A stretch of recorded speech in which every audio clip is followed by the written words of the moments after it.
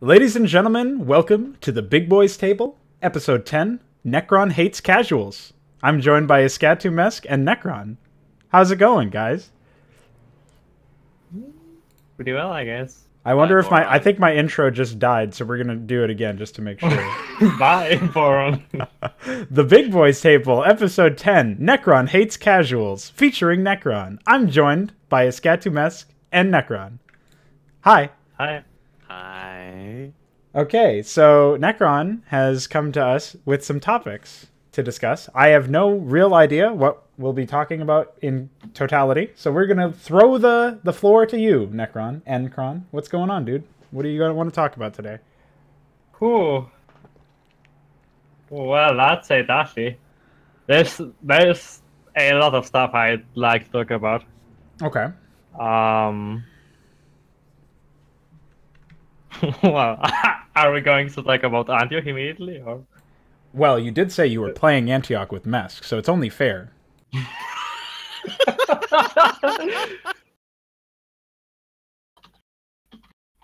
Sure. Or did you not link so we it can. yet? So I did link it now. Perfect. Welcome, new viewers. Nekron hates you. So we can talk about how Antioch is horrible. No, Wow. I mean, do you have an Eclipse prepared for? No, I don't do any preparation for this show. That's on you. Oh, okay. Oh, okay. Fine. What about Antioch stands out to you as, let's say, having potential that was not delivered upon? Well, the most obvious answer is that neither in the original Antioch, especially in episode 2, nor in the remastered version, or really episode 3 for everything I have seen of it. Well, I have only seen 3 missions so far, so that's not much, admittedly. It never really seems like the creators succeeded in creating a interactive You died. of sorts. Did I? An interactive what? An interactive opponent of any sort. So, what usually happens in until episode 2 and 3 is that everything, like every attack wave is spawned through triggers. That also happens in Antioch Remastered, obviously. And because of technical errors or because of laziness or incompetence, really, it's hard to say at some point. They never succeeded in either using AI scripts or making it look like they're using AI of any kind with triggers in StarCraft 2. And because of that, what happens is in the entire episode 2 of Antioch in Brood War, you have enemy bases that don't defend with anything and only attack you with spawned waves. In the remastered Antioch, as you have seen, you have spawned waves that aren't even disabled at any time. And you're referring to the Zerglings in the second mission? Yeah. Well, do you think that the overalls would get disabled? Well, I think they disabled me. The better question is, the issue is you're not intended to destroy the base, right? I did do a scanner sweep of the base in the mission. I haven't looked at the map in the actual editor, but from what I can tell, it's probably actually impossible to destroy the base. Right. So that's a huge departure from Mission 4 in the original Antioch, episode 1, which even if it was flawed, because, well, it's not the most enjoyable mission, let's just say. You have a tiny amount of space, and you are pressured into breaking through enemy bases with, like, little resources. So, from the get-go, it's pretty annoying in that it's pretty small scale, or rather, it's supposed to look like it's a big scale map, but because you are so short on resources and space, you are basically forced into cheesing the mission in one way or another. So, like making a lot of transports or waves is something that can break through the enemy defenses without actually clearing the map out. But you have the possibility of clearing the map out because there are 4 expansions on the map. That's not the case in the remastered version, where instead of expansions, you have a Zurich base that covers 1/4 of the map. So, bye, Boron. Yes, by Boron indeed. So, Mesk, are you familiar with the first couple of episodes? I know you did some testing for the I third could one. never bring myself to play the original Antioch, so I'm not familiar with the remastered version at all. Okay, I have only played, the only experience I have played is I did some testing for development versions of a handful of maps within episode 3, including the final one and some of the beginning ones, and that's it. Okay, so now that we know that that's your experience, I can try and flesh out the gaps. So basically what Nekron was referencing was that with that fourth mission, I forget the actual... What is it? Tin in the Ashes? I think that's the fourth Tin in one. the Ashes. So in Tin in the Ashes of the fourth mission of episode 1 of the Antioch Chronicles, in the Brood War version, the map is a bit more conventionally macro oriented, even though you have a micro opener that is very bare bones, and it's basically as dead as the StarCraft 2 version of it, where you're just walking around and there's like two dark swarm casts and a single ensnare cast, and that's it. A quick addition I would like to have here is that even if that dark swarm casts aren't anything major, right? But I still think it's kind of an improvement over a microsection where you just basically only aggro enemy units. And what would be even a bigger improvement is if you actually had enemy units moving during the sections instead of being burrowed and just waiting for you to come by. Right. So most of the units aren't even borrowed. There are some units that are borrowed that you can only detect beforehand if you bring this detector probe. But I think there were more borrowed units in the original version, which is weird because obviously you didn't have detection in the original version. Because in the StarCraft 2 version, they added a detector flag for the probe, the sensor probe. I think in the original borrow might have been disabled. Okay, well maybe I'm just talking out of my ass then. But the main idea of the mission is that once you complete this microsection in the original, you go into a macro section where you have limited resources. There are expansions you can take if you so desire. You can either lift command centers or just drop units there. And after that, your objective here, once you reach this Terran base and you take control of it, is that you attack the enemy Zerg base that's in between you and your destination. And then you just bring units into the map, very similar to the Protoss mission from Vanilla, where you have to bring Tassadar and 4 Zealots to a beacon. You bring your hero there, Charlie Mox, and a couple of units, like 2 Ghosts and 4 Marines or something. And you bring them there, but you have to clear out a Zerg base to get there. In the StarCraft 2 version, there is no base, and there's nothing in between you and the destination, besides like the A move of Zerglings that you saw when you watched my video, Mesk. So there's nothing there at that point. And what Nekron is basically saying, correct me if I'm wrong, is that it feels like there's actually a downgrade in the gameplay between the StarCraft 1 version and the StarCraft 2 version, despite the fact that you'd think, judging by a remastered tag slapped on it, although obviously with Blizzard's own remaster, it's not exactly the case, but you'd expect an improvement over the original game. You wouldn't expect a downgrade. So what's also interesting is that this is the first map that they decided to change in a major way compared to the other maps. Yeah, the only other changes were like mineral field placements or adding water to the Zerg base in the third mission, which is inexplicable to me still. Well, I mean, doesn't the lead developer of these games say something on record to the extent of "I don't play"? So yeah, I think Remastered was done with Azure. How do I pronounce it? Azure guy, and he actually plays the game. So. Okay. Well, I think Azure guy developed the third campaign, not the first 2. He was credited as the guy who was working on the. Yeah, he's not the lead. He isn't the lead, but you said that he was the only one that was doing work in the third campaign. Yes, so he was the only one that, as far as I can recall, really looked at the feedback that I gave. Whether or not he did anything with it, I don't know. I'm not really particularly interested in finding out. I'm not as far as I was involved with the third project, I did voice acting and 3D stuff and animations and shit like that. So, but the thing, like the kind of really the core feature of this, I don't know about the remasters, but like, are all the missions prior to that one macro or micro missions? So the first mission is tangential. You'd think you could consider it a macro mission, but really it's just you go from point A to point B in a microsection, build a base from scratch, and then you're done once you build the base. The second mission, you start out with the base, you kill an enemy base and rescue some Templar. The third mission, you micro your way to a base similar to the first map, but instead of being done once you build a base, you actually get a base, rescue one, and then destroy 2 enemy bases. So there's more of a macro slant, at least. And those were unchanged in the StarCraft 2 remaster.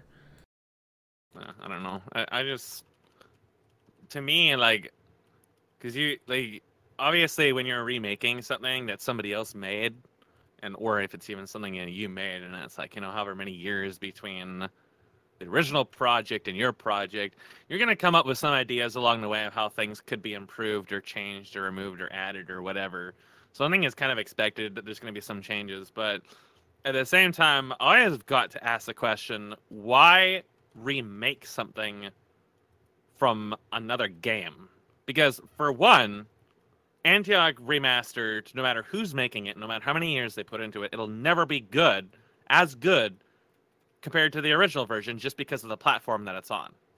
You can't make a campaign in StarCraft 2 identical to a campaign in StarCraft 1 and expect it to be even comparably as good as the StarCraft 1 version just because StarCraft 2 is a blatantly inferior game. Wow. It has inferior reads, inferior performance, and inferior graphics, inferior sounds. And it's true you could put effort towards remedying some of that, but the time that you're going to invest into it is not worth it. The issue with this is that you probably actually could make a project that trumps Antioch 1 in terms of technical quality with really not that much effort, because Antioch 1 is plagued by a whole cornucopia of actual staggering technical problems, such as not using the airships competently at any point in the campaign. Well, actually, that's everything boils down to the fact that Auspex Trumalis had no idea how to use any of the airships or design any of the AI bases. So what ends up happening is that you have an AI that has almost all units disabled, which it would be supposed to use. Then it probably can't build some building. It can't upgrade, so it starts out with 3-3. And those things are actually relatively easy to fix in a StarCraft 2 remaster, because you can make the AI, quote-unquote AI, upgrade with triggers, right?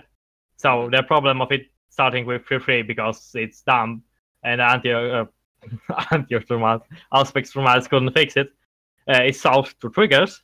Then you can use the built-in AI module to create attack waves, which is also a step up from having something that's... For the record, I recommend against using the AI module because all it is it's just the triggers in a less efficient interface. Please continue. Yeah, it probably is. I don't actually know how we'll... It's garbage. Okay. And then obviously, I'm pretty sure you can use triggers to make the AI rebuild some stuff. Well, yep. AI. Yeah, so you use bullies for that, which is what they do in the 7th map, actually. Yeah, sure. So you can do everything Auspex Trumalis hasn't succeeded in doing in Antioch 1 with triggers. And even as bare bones as StarCraft 2 AI is, it's a huge improvement, I'd say, technically. Everything else is going to suffer by extent of using StarCraft 2, though. Sure. To a degree, yeah.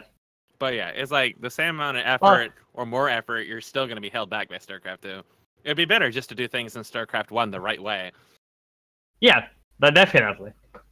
And that's something I actually tried doing a couple of times at least, and I'll be doing once more to bring Antioch 1 up to some standard, I think.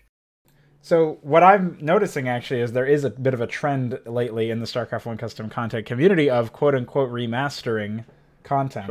Sure. People have done it for... I'm basically doing it with the original campaigns with Project Hydra, although obviously there's a co-op slant to it. There's also the idea that it's going to be a lot harder and larger scale.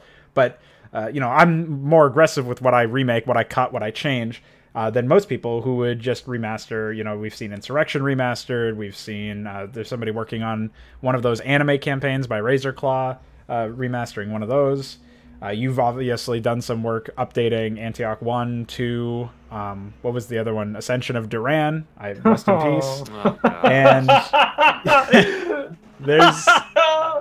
there's been a few campaigns that have seen updates, publicly or otherwise. Obviously, that biggest project of mine is updating the Burrow campaign.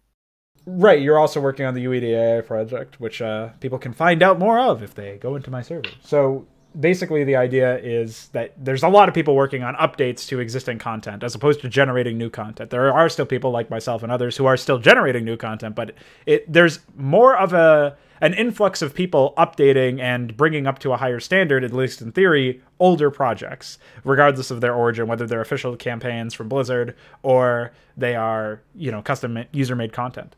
So I'm not really sure why this is such a new phenomenon, comparatively speaking. You didn't really have a lot of people updating stuff in the past. But the fact that it exists means that we should be honest about what should be changed and what is lacking in these old productions. So when we talk about how Auspex Dermelis, Ruben Moreno didn't actually know what he was doing with AI, it's not like... A lot of people feel like the issue with, at least this is my interpretation of events, a lot of people feel like if you're attacking the quality of a custom campaign, what you could potentially be doing is insulting the creator and making them feel like this is too hostile an environment for them to make content in or whatever. But ultimately, I personally feel that if you're not able to take feedback in any way and see it as like not a personal attack against you, sure, some people won't present it very well, but if you're not able to read between the lines and at least take, constructive criticism that's presented in a half decent enough manner, as a way for you to improve, or at the very least acknowledge that maybe there's a fault in your design philosophy or your end product, then you're probably not cut out for this kind of work because you're publicating your content in the first place. You're putting it out there and other people are responding to it. So if you want to sort of create in a bubble without people far and wide looking at your content and giving you feedback on it, then you shouldn't publicate your content. And that's basically what these people say happens to them, except most often they stop making content altogether because a large portion of why they're doing it in the first place is because they want public feedback, usually just positive feedback, it seems. And that may not... Praised. Sure, and that may not actually be a real phenomenon. That may not actually be something that people actually do. It may just be public perception of the idea. Hey, don't criticize other people's work because then you'll make a hostile environment. Then you'll be, you're not actually going to be encouraging other people to make content. You're not going to be encouraging newcomers to make content. Has anybody ever actually said that? Yes. This is actually a very, very predominantly, I've noticed this with a little bit on Hive Workshop, although they do have their own quality Hive Workshop standards. Is expected. But it's very predominant, or was when StarCraft 2 Mapster was still active, when that forum still had content. There's a reason why very, very few people with actual skills ever went to Mapster beyond just the fact that it's a shitty website. It's because it doesn't really have a community. It's not a place that fosters quality content.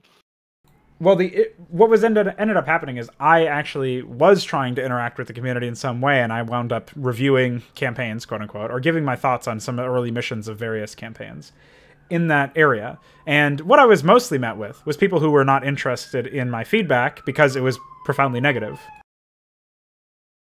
Well, so I think that the main issue...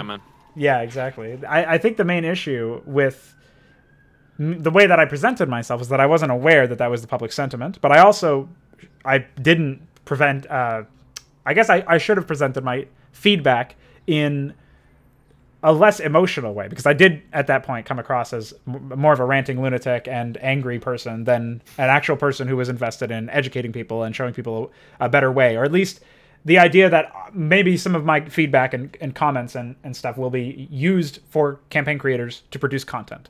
And produce better content, to improve upon themselves, to improve upon their process. And that was that's been my motivation for this podcast, for a lot of the content that I produce, for a lot of the commentary. I've recently played Day of the Dragon by Outsider XE, a Warcraft 3 campaign. It's an adaptation of one of those novels. I never read the novel. I don't personally care for the story of Warcraft, but he had some neat ideas, and even though the execution was very, very hit or miss, and mostly miss, if I'm honest, there was some potential there, and he responded to the feedback. And he was talking about some ways that he was changing the layout of the missions based on my feedback. So I went the extra mile and made sure that I asked him if there's anything in particular he wanted me to point out. And this is something I should be doing in most cases for every campaign that I play, but a lot of the campaigns I play are not actively being worked on or updated, whereas this campaign was being updated at the time, or he was in the process. It was like his next in line update or something. So I knew that there was probably more of a market for my feedback in that respect.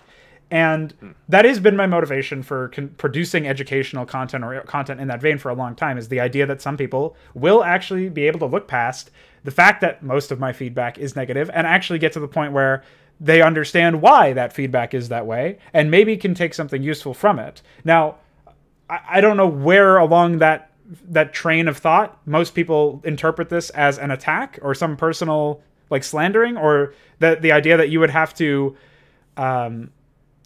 you'd have to like somehow endure me verbally abusing you in order to get anything useful out of my commentary. But that is something, that's a sentiment that people have, not with me specifically necessarily, just with people in general. People generally view, if you're talking about somebody's fan-made stuff, and even official products a lot of the time, and you're talking about it negatively, people generally review that as like a waste of time, or they look at it very negatively in general. And I personally look at the fact that there is potential in custom content as well as fully fledged games. That's a positive thing, and it should be, celebrated, but you should also be explaining how you think, and with full knowledge that you may be wrong about what your opinions are, but maybe you have an idea for how that potential can be realized that the developer of the project has not considered. And that is something that I think is really valuable.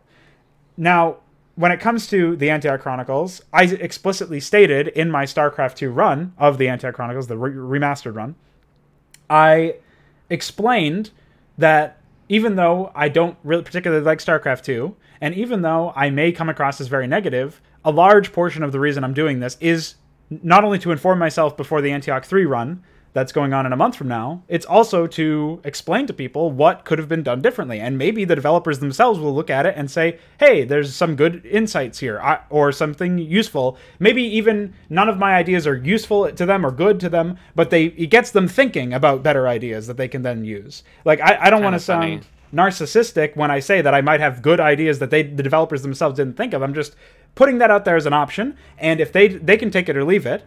And I don't really understand... Basically, what I'm getting at is, I don't understand the hostile reaction to constructive criticism, or even just negative feedback, regardless of whether or not it's constructive. You'd think most people would just move along if they strongly disagreed, or at the very least, confront you about what you're saying, and say, hey, I disagree with what you're saying. This is why. And try to engage with you so they can look at it a little bit further. I don't really know where to go on from this particular tangent, but I just wanted to highlight that when we talk about campaigns like the Antioch Chronicles in any form, StarCraft 1 or StarCraft 2, there's ways to improve upon them. There's obvious shortcomings, and we should be open to discussing those shortcomings and solutions to them. The main reason why I don't play StarCraft 1 campaigns, even when I was very young and not really, like, I'd say educated on the subject of, like, things can be bad, things can be good, I didn't even really understand the differences. I didn't play them just because they didn't look interesting. They just didn't look engaging. And, like, nothing about Antioch to me, even having worked with it, nothing to it strikes me. Nothing to it seems really engaging whatsoever. And that can be construed as a very negative opinion. But I actually think fairly neutrally about the individuals behind it. I don't really have anything against them. I don't really have anything for them. Obviously, I willfully put in a fair amount of effort to do work for them. I put in energy to figure out animations and stuff like that, things I had never done for anybody, and most certainly wouldn't normally consider any kind of requests for. I saw that they were struggling, and I figured I'd walk in and help them.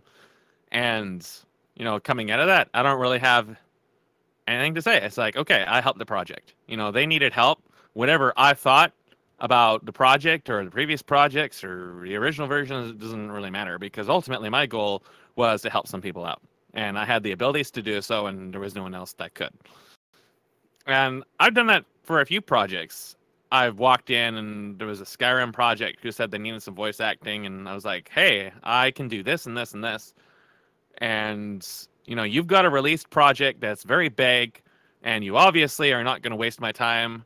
Is there anything I can help with? And they wait like a month, and they finally hand me a script, and I get it done, and they loved it, and that was it. Now I'm talking to a guy right now, and he's telling me about an educational video that I'm producing that's comparing the two microphones. I'm using a Rode M2 right now. I was using an AT2020 USB before. I'm making a video that discusses the differences between USB and XLR. And this guy is telling me, okay, so you got about 40 minutes of stuff in here that really isn't worth having in here. It doesn't really add anything. And I'm wondering why it's here, et cetera, et cetera, et cetera. And he'll usually give me feedback like, this sounds like absolute shit. This really grates my ears. These settings aren't correct, et cetera, et cetera, et cetera. And the whole goal is just to tell me, this is what this actually sounds like. This is my gut response to it. And I can take that information and be like, yeah, this guy's trying to help me because he's trying to give me information. He's trying to tell me how he feels about something. He's not going to wash over things that will be ignored, because he knows that the both of us give a shit about quality. He knows that the both of us give a shit about producing something that's actually good. So, when I'm in a development perspective and I'm working with a project, you set aside everything that's regards to subject opinion about something. And this is one of the reasons why I don't do reviews for user-made stuff, but I am going to be doing it for Skyrim. I want to point that out now, that Skyrim will be the first time I actually get into reviewing user-made stuff, because there's a lot of things I want to talk about, not necessarily in regards to any specific project, but the general toxicity of Skyrim's community. What always amazes me is how other people get butthurt about you saying something about a project. People who have nothing to do with it. And those are called apologists. And I know you mentioned before we'd never really got into apologists. So I have here on the World Wide Web the Merriam-Webster definition of apologist. So an apologist is someone who speaks or writes in defense of someone or something. And an example here that I think is very, very, very, very, very relevant in the theme of Vane is one of the examples is, Cosby apologists have wondered aloud, is Cosby facing consequences that powerful white men like Harvey Winston have not had to? So apologism exists a lot in non-modding circles. Like, take, for example, Ugandan Knuckles. White people got upset about Ugandan Knuckles because they alleged it was racist. Whereas Ugandan people found it hilarious, but white people got upset about it because it has to be racist. It's making fun of Ugandan people. So the white people have no actual standing in the subject. They're not Ugandan. They're not being made fun of, if that's really what it's intended to do. They are not subject of ridicule or anything like that. They're being butthurt just to be butthurt, just to make a squawk about something. And what it ultimately amounts to is apologism. So, for example, if we look at a released product like StarCraft 2, any individual should be able to look at StarCraft 2, potentially with third-party information to guide them, but otherwise come to their own conclusions based on the demonstration of the final product, its ultimate quality, its ultimate intent, and their experiences therein with it. And from those experiences, they can come to their own conclusion about something. Now, those conclusions, because it is a commercial product presented as a standalone device, those conclusions should never be influenced by the opinion of another individual. They may use the opinions of other individuals to educate themselves, to understand why certain things happen. For example, why the budget was mismanaged, why Blizzard didn't tell the voice actors to speak lines emotionally, the marketing material, etc., etc., etc. But you have the very, very rare individual who come out and try to defend StarCraft 2. I actually believe there has been one point in time where someone tried to tell me that 3D in StarCraft 2 was a good thing. That going from 2D in StarCraft 1 to 3D in StarCraft 2 was a good move. even though 3D objectively offers no advantages to StarCraft 2. It doesn't make the game look any better. It causes lots of performance problems. It causes lots of readability problems, etc., etc., etc. Now, of course, you can make the argument that Blizzard is not qualified to make a 2D game in this day and age anyways, because StarCraft 1 Remastered is very strong evidence towards that. But notwithstanding, as an independent platform, you cannot argue in StarCraft 2's favor for it being 3D over 2D. There's nothing to that. There's not a chance in hell.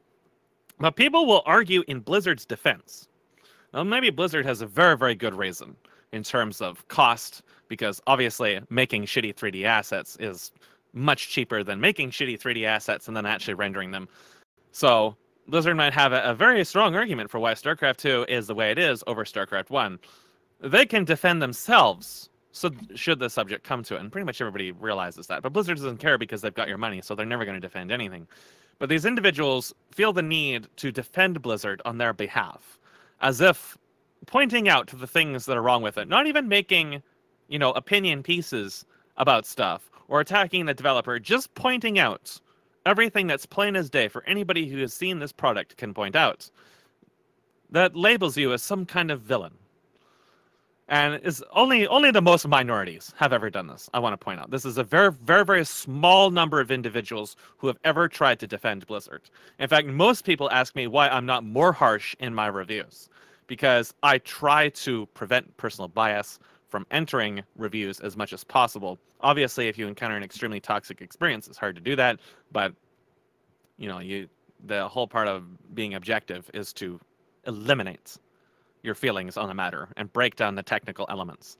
And of course, there's the very rare individual, only 2 individuals have ever stated this, or at least one that I can remember, saying that you can't review objectively, like as if it's some kind of impossible thing to accomplish. They weren't arguing my ability to review objectively. They were saying that it is impossible to review objectively, period, even though software is all technical constructs, and every single thing within a piece of software, from writing to graphics to audio, there's a right and a wrong way of doing it. And I'm pretty sure anybody can agree that Blizzard predominantly does it the wrong way. And it doesn't take my telling you to show you that. You can simply launch something like StarCraft 2 or World of Warcraft, look at things like the animations, the textures, the specularity settings, the quote-unquote AI, their performance, stuff like that, the fact they're using Flash, all this shit that's right in front of you. So, of course, as I discussed before, my primary goal is to demonstrate stuff, because a lot of people have ultimately come to me and said, I was aware that something was wrong, really couldn't quite put my finger on it. You've opened my eyes to, learning more about how software is created and stuff like that. And apologism will try to ignore education as much as possible. Education is the enemy of apologism, because apologism is basically people using opinion pieces to try to defend something that is usually otherwise indefensible. Although the terminology of apologism applies to a broad many things, it usually amounts to people trying to piggyback on something and trying to defend it because they themselves feel threatened. And I know we mentioned this before, at least I mentioned this before. It stems from the concept that by stating something in regards to an individual or an object, such as a game, it challenges another individual's decisions behind investing either time or money or both behind that project. Now, when it comes to custom content, when it comes to mods and campaigns and stuff, those tend to be very personal projects. When it's something like Blizzard sending like 800,000 people to make a game, it's hard to pin blame on any individual person except for management and, the individuals like managing the budget and stuff like that. Because chances are, amidst those 800,000 people, there was 1 or 2 individuals who actually gave a shit about what they were doing. They were just overshadowed by everything else. But when it comes to making a campaign like Antioch, it's at most a handful of individuals investing their time into creating it. So it tends to make things much more, subjectively charged. In that if you say that these individuals created a product which was subpar or had problems with it, individuals associated with that who are friends with these individuals or look up to them as idols or mentors or whatever, or people who have bought into their social image, will see that as a direct attack on themselves because you're attacking their values. And that is why they become extremely defensive. It's because they cannot separate their view of these individuals or their products over observations in regards to what that content actually contains. And I'm not going to speak about the reviews of any specific individual because I'm not familiar with them, but I personally have never run into that. I usually talk directly to developers and break things down, and I've never, ever had a negative response to that. But there's many cases I've had where I tell people that things are, in dire need of improvement, and that information ultimately gets ignored. And I usually attribute that to the fact that the developer just doesn't want to put time and energy into improving their content.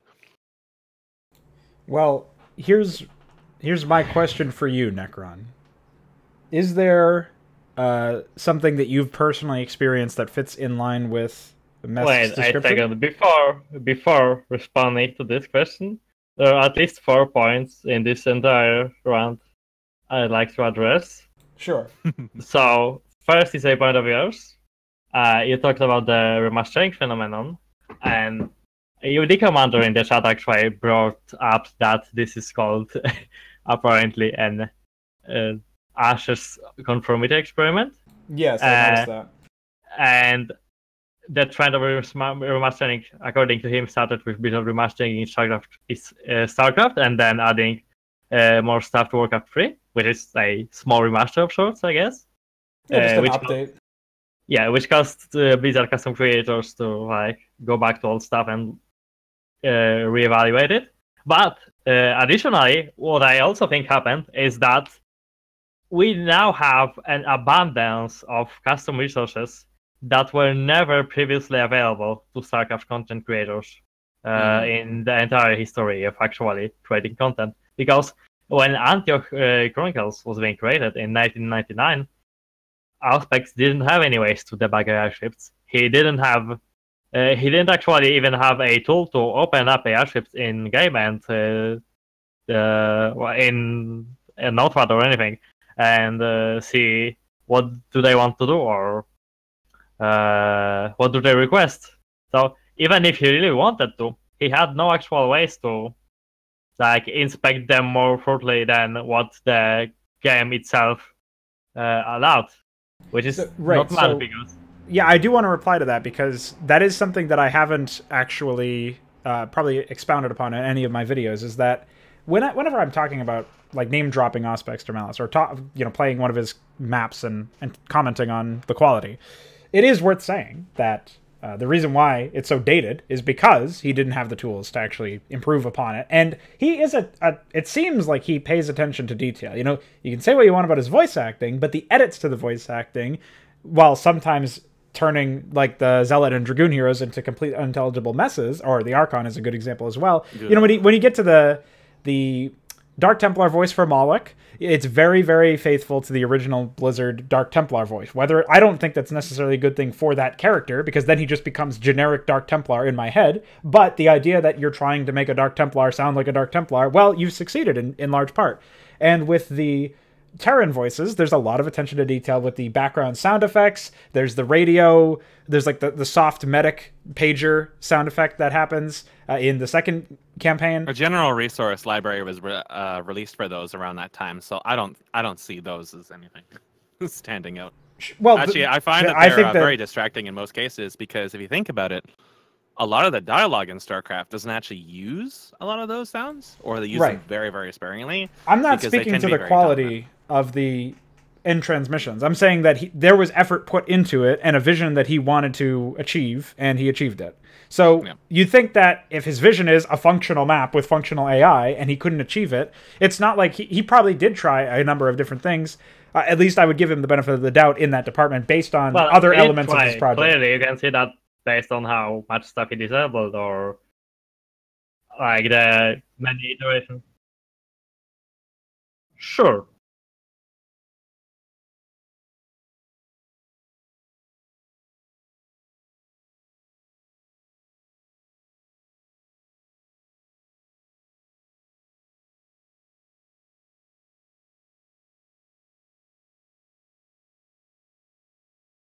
Yeah, you were telling me about, or Nekron is telling me about some of the AI commands that I was trying to figure out during 2009 that now you actually know what they're for, Yes. And they do like something completely different than what all of my tests had ever indicated, and it just like blows the mind that you were working on completely incorrect information for like 15 years. Yeah, well, that's precisely the thing, is that there's stuff that for 20 years people didn't know what was going on. And Nave had to come around in 2017 or 2018. 2017 is when he started developing this stuff, and the AI debug plugins show what the AI is looking at, show what the AI is requesting.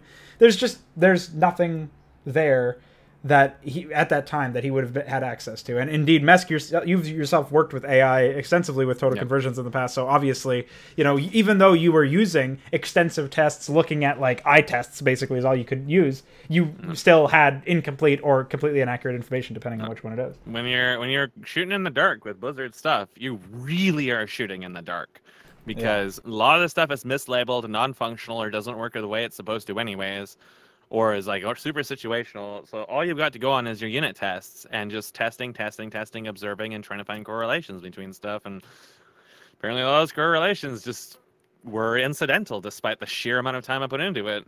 That's why you need somebody actually looking at the code, but you haven't had anybody willing to do that for basically 20 the years. life of StarCraft until now. Yeah. So what you were in the middle of wrapping up that first point, talking about Auspex not being able to use that stuff, not having the tools, and how that pertains to remastering I was talking content. overall about the fact that now that you basically have made some actually functional tutorials on YouTube, because there wasn't actually that much of that stuff in the past. No, everything had severe misinformation. Like, not to call out names, but just saying, everything else has a lot of misinformation. Sure. Mesk had a lot of experience in the AI department, right? And even if you look at his old AI video, there's a lot of stuff that's just plain untrue. Because he had no way to know most of this stuff. Because nobody deciphered the code yet. And even stuff like actually just using the scripts in the map editor or simple script changes and stuff. Everything basically was not explained properly anywhere on the internet until you made a video or I wrote the AI script document and such. So now that people actually have those resources and people like iQuare or UD Commander can use this, it's way easier to both make new content and remaster old content that the creators of didn't have any of those resources. So because of that, they made some dumb mistakes, like, for example, disabling units, or maybe having broken iScripts, which is the case in Flame Knives, I think. If you try to open the iScript.bin, it just doesn't work on in PyEyes. Nice. Well, that's also an older, it's from old. It's like 110, I think, is when he was working. It might just be a file inconsistency or. But anyway, there is just a lot of stuff to remaster that you can do way more effectively, and maybe you can bring an old campaign to life, which goes into my next point, which is at one point Mesk said that none of the campaigns seemed interesting for him or something along those lines. And I think that's probably just a matter of taste, because for me, there's a lot of campaigns that, while very flawed technically, at least have a very interesting concept or like a couple of neat ideas. And that's something I really like. A Flame Knives apologist? No, Flame Knives. No, redeeming qualities. Agreed. But Antioch, if Antioch was actually if you just worked all the missions and kept the plot, basically, it could be a good campaign, I think. It's not revolutionary, sure, but it could be way better than the Blizzard it's funny you say that. I just want to jump in here and point something out. I don't know if you guys are aware of this. Pornogo might be, but when Warcraft 3 failed as a campaign platform, at least in our side of the community, and StarCraft 2 subsequently failed, is there was a lot of people who were saying that the games needed an Antioch. They analogued Antioch to being something that was pivotal in creating a community behind creating campaigns. So a lot of people had very, very inflated opinions about that project. Which is completely insane because No, Antioch it's 7 actually, it's not completely insane, and I'll explain why. Antioch was the first user-made, one of the earliest user-made campaigns, had full voice acting, which very few campaigns would go on to do, despite the fact that so many people in the StarCraft 1 custom content community had a lot of like voice talent. You wouldn't really see a whole lot of large projects that were very evocative of the original Blizzard feel, despite the fact that they didn't live up to that same quality standard. They at least were in the ballpark, at least vaguely there. So people did put a lot of stock in that. There was a fan forum created for it. There's a large community behind it back in that sort of era. So I understand why. Listen, I myself, in an interview with Jay Barrino, said that in Consummate, the best campaign made for Brood War was inspired directly by Antioch Chronicles. That was before I had played it for the last, like, 10 years or something. So, obviously, going back and playing it now, just like for the reasons we discussed mostly, due to the fact that their technical abilities and learning how the editor worked and etc., there's basically nothing there. Like, there was no information there. So, of course, the author didn't really have the best tools at his disposal, and I had way better tools comparatively. So, obviously, the deck was stacked in my favor to begin with. But the fact that it came out so early into StarCraft's lifetime, the fact that it was close enough, you know, made with relatively similar tools to Blizzard, it was close enough for a user-made campaign that was mostly designed by one dude. You know, you would expect that would mean, like, well, there's going to be a lot more Antiochs. There's going to be a lot more projects that are of the caliber of Antioch, and it's going to improve and will surpass Blizzard. But we still really haven't. You know what I mean? Like, there's really not that many campaigns, despite the fact that Blizzard's own campaigns are very low quality, I would say. Very, very unspectacular. They're, like, very boring at worst. And then, you know, the best you could say is, well, there's some maps here and there. Like, Display the Base is probably the best map in the campaign, overall, all 6 campaigns. Maybe Omega's another one, but it's a little bit more boring.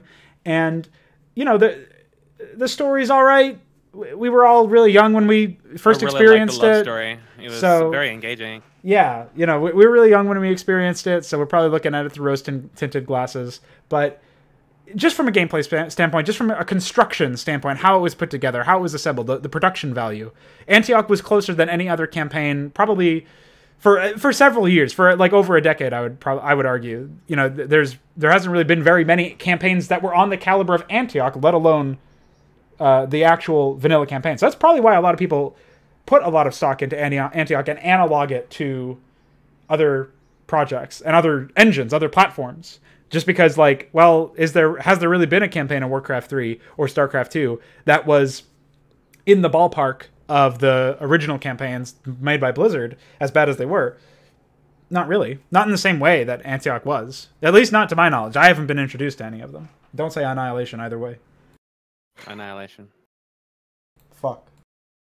So what were you about to say, Nekron? What was your third point? Or were we done with your second point? What was your second point? Well, my second point was transitioned into my third point. What was I going to say is that I'm a guy who really likes to see, like, birthday hats? Ideas that are at the very least good or passing in concept, thrive, and be like Brank, I think, is the correct term. Wait. Life? Brought. Oh, yeah. Yeah, brought to life. Okay. So I don't really mind the remastering trend.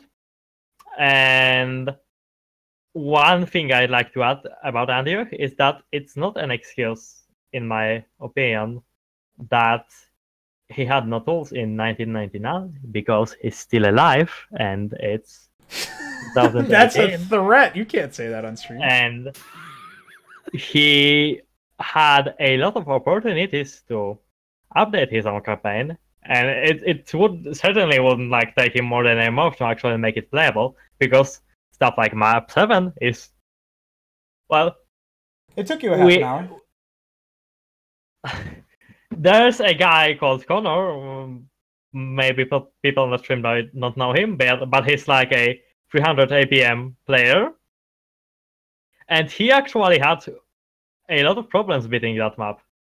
So I don't know if actually anyone ever before him has beaten Antioch 7, but, well, it's not a well-designed map. Let me tell you this. And well, I think a large portion of that is just because of like lack of communication, lack of proper communication. The map tells you to build scouts and carriers, and yet they are the worst units to use in this map. So, like, it tells you your mission objectives are to build an air force, and yet the way you beat the enemy bases, unless you just mass carrier, which you can't do until you get enough resources, is just to build Reavers and like a traditional ground army of Protoss. So I think it's just designed in such a way where it's pretty ass backwards. It's designed in such a way that like tells you, oh, do X when you actually need to do Y to solve this equation. And it's very, very much like a hard counter map in a sense, where if you do the wrong thing, especially too early, you're just fucked and you have to restart. And you have no way of knowing that unless you actually have any prior knowledge with the mission. So I don't know how poorly Connor did. I don't even know how good he is as Protoss, but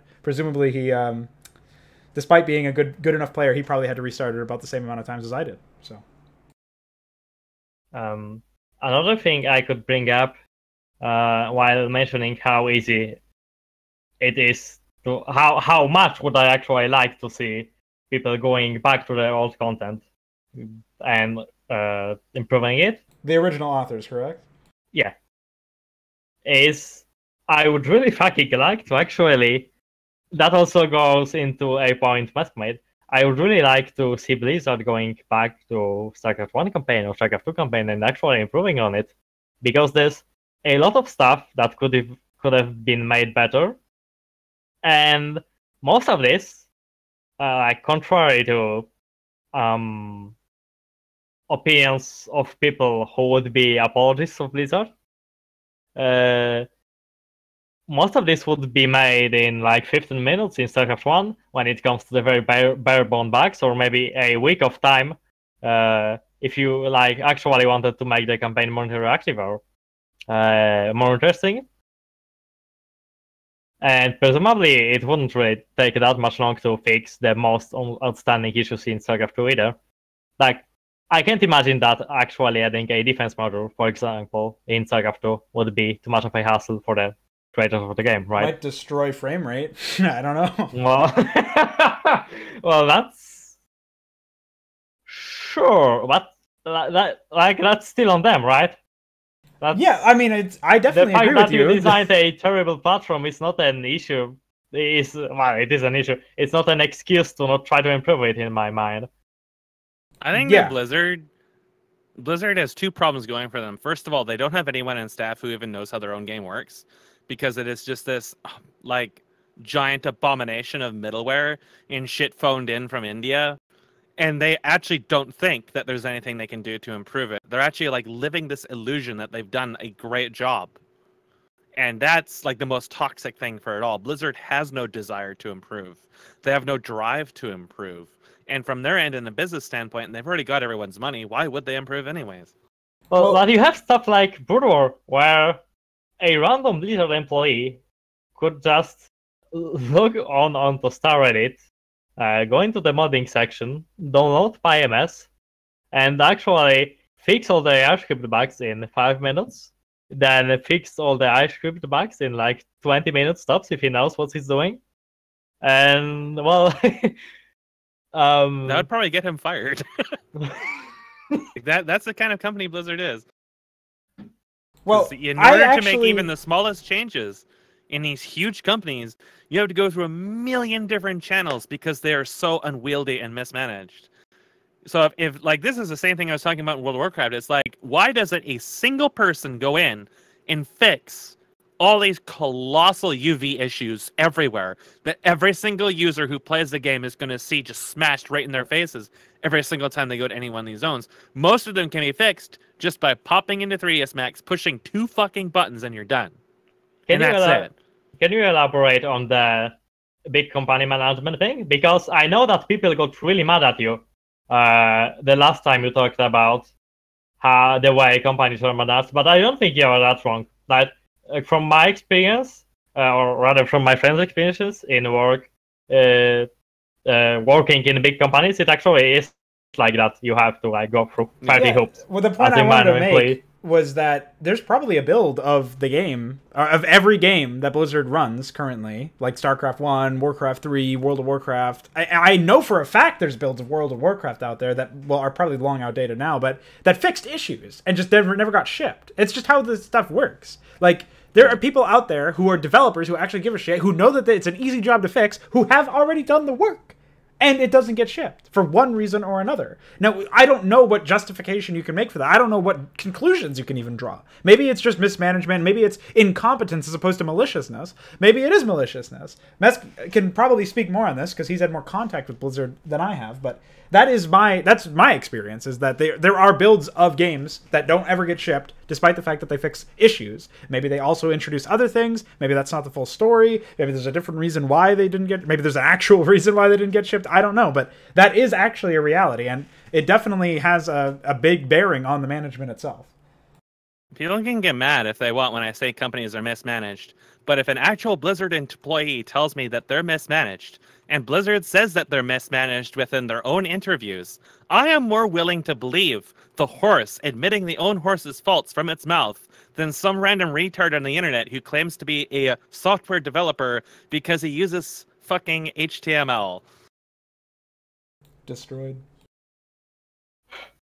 Well, Captain Ovidio in the chat raises a point. He says, if they make a good game, then the standards of the games industry overall could be raised, and they don't want that.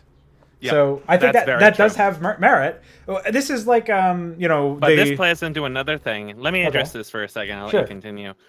This plays into something very, very important. So that's a very important thing to bring up because it's a widely believed concept.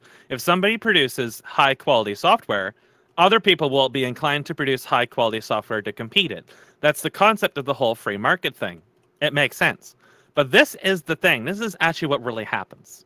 It costs money to do research. It costs money to hire competent developers. And Blizzard, for example, but any of these companies who managed to stay alive for such a long time despite producing shovelware like, THQ until they finally sort of died, EA, etc., they survive off of feeding off of each other's success. So you may be aware right now that there is a giant fad going on for Battle Royale, which was largely inspired by DayZ. And then PUBG basically recreated DayZ, and then PUBG was actually successful, even though it was a colossally buggy piece of shit. Has that game actually been finished? Like, I think it's still in open access, early access, or whatever. Is it actually done? Has it been finished? I think it. I don't know. I don't really follow it, but I think they had microtransactions before the game was done. So yeah, well, so did Blizzard. I'm pretty sure it's released now.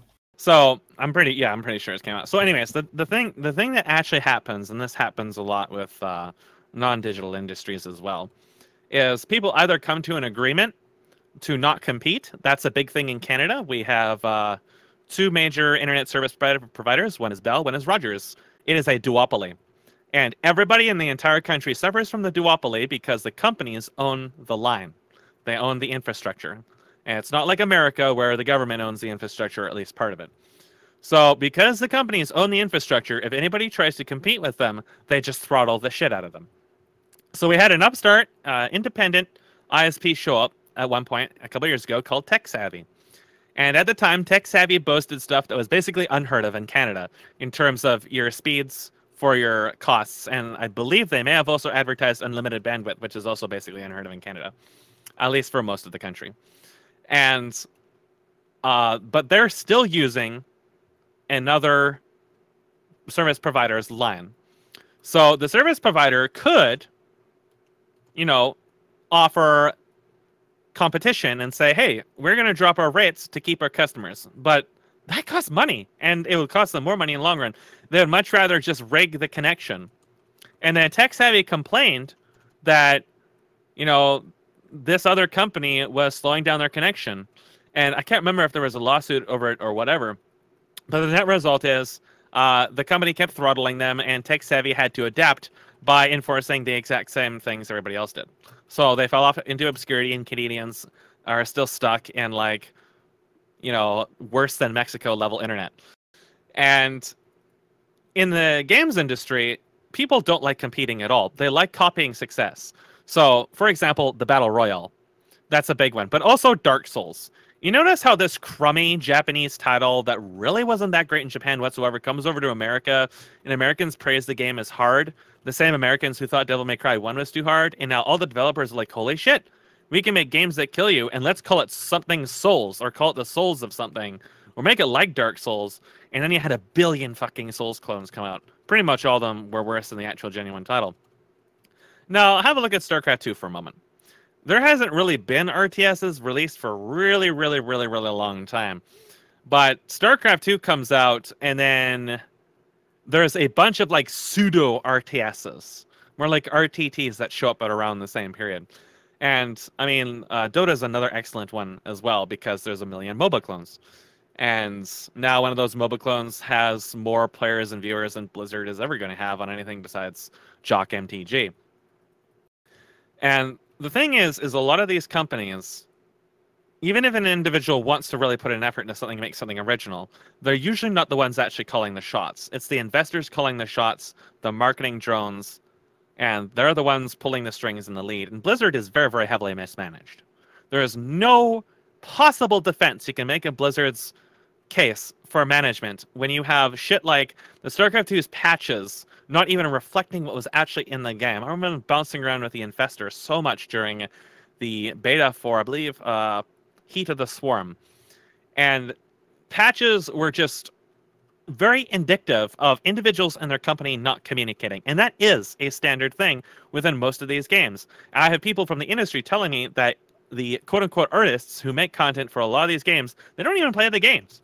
They don't even know what their content even ends up looking like in the game, because it has to go through a different set of channels to actually reach it into the game, and they probably don't even have any investment to play in the game, and they're off hours anyways. Most of the people don't even give a shit about what they're making it for, just that they're getting paid for it. And Blizzard is very much like this. You really get that impression of them not giving a shit. You don't need people to tell you that. You just need to play the actual game. You need to open your eyes and have a look. And you look at the fact that Blizzard has so many staff, and most of them are very heavily specialized. Those staff account to a team lead, you know, an art lead or a senior artist. And their responsibility is to keep things consistent and flowing nicely. Well, StarCraft 1 obviously went through several stages of evolution to reach where it was. And those stages of evolution, if you look at them, they're very clean. There's very few like graphically technical problems with StarCraft that you're going to notice at the layman's level. Mostly like some like tiling textures and stuff like that. And then you go into StarCraft 2, and it's literally like some guy from DeviantArt doing the vast majority of the assets, who is on record on DeviantArt complaining that he had to scramble for a huge chunk of them because of all the deadlines. Deadlines Blizzard was imposing on their primary artists to make in-game content in a game that allegedly had 7 years development time, and this guy had to scramble to get key critical feature pieces out for the art assets. That's and for marketing as well. You know, there was some talk of the Thor collectible skin for the Wings of Liberty bonus edition or whatever, and that was apparently scrap cobbled together at the last minute, and then actually the end result looked different than the screenshot that they used for marketing, which is pretty funny. The other thing is that if people talk about budget, they are insinuating that a budget was mismanaged, which means they're already saying the company was mismanaged.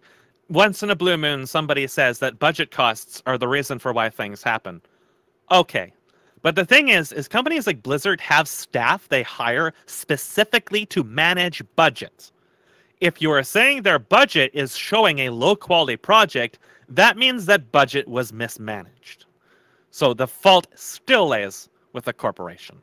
Right, because even if the budget is too low for the quality of project that they wanted to achieve, the fact that they still scale down. Yeah, exactly. You scale the overall quality of, like, the peak quality down, the peak bar that you're aiming for down, so that everything is relatively normalized, as opposed to some of it being really, like, decent, some of it being really low, or whatever the case may be. And the fact that that wasn't scaled down, it seems like it's a pretty obvious connection to make after you've sort of laid it out for us that way. I mean, this is the thing. You can cry in Blizzard's defense all you want, but the net result is you're still looking at an end product that you as a user can see clear problems with, clear juvenile amateur problems with. And an end user should not be seeing a markedly low quality product. If there's a problem with the budget, a problem with the management, you fix those so the end user does not see something that is markedly low quality.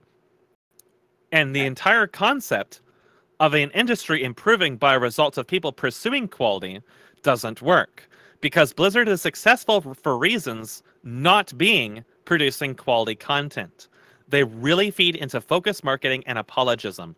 Overweight and Jock MTG are basically a marketing genius.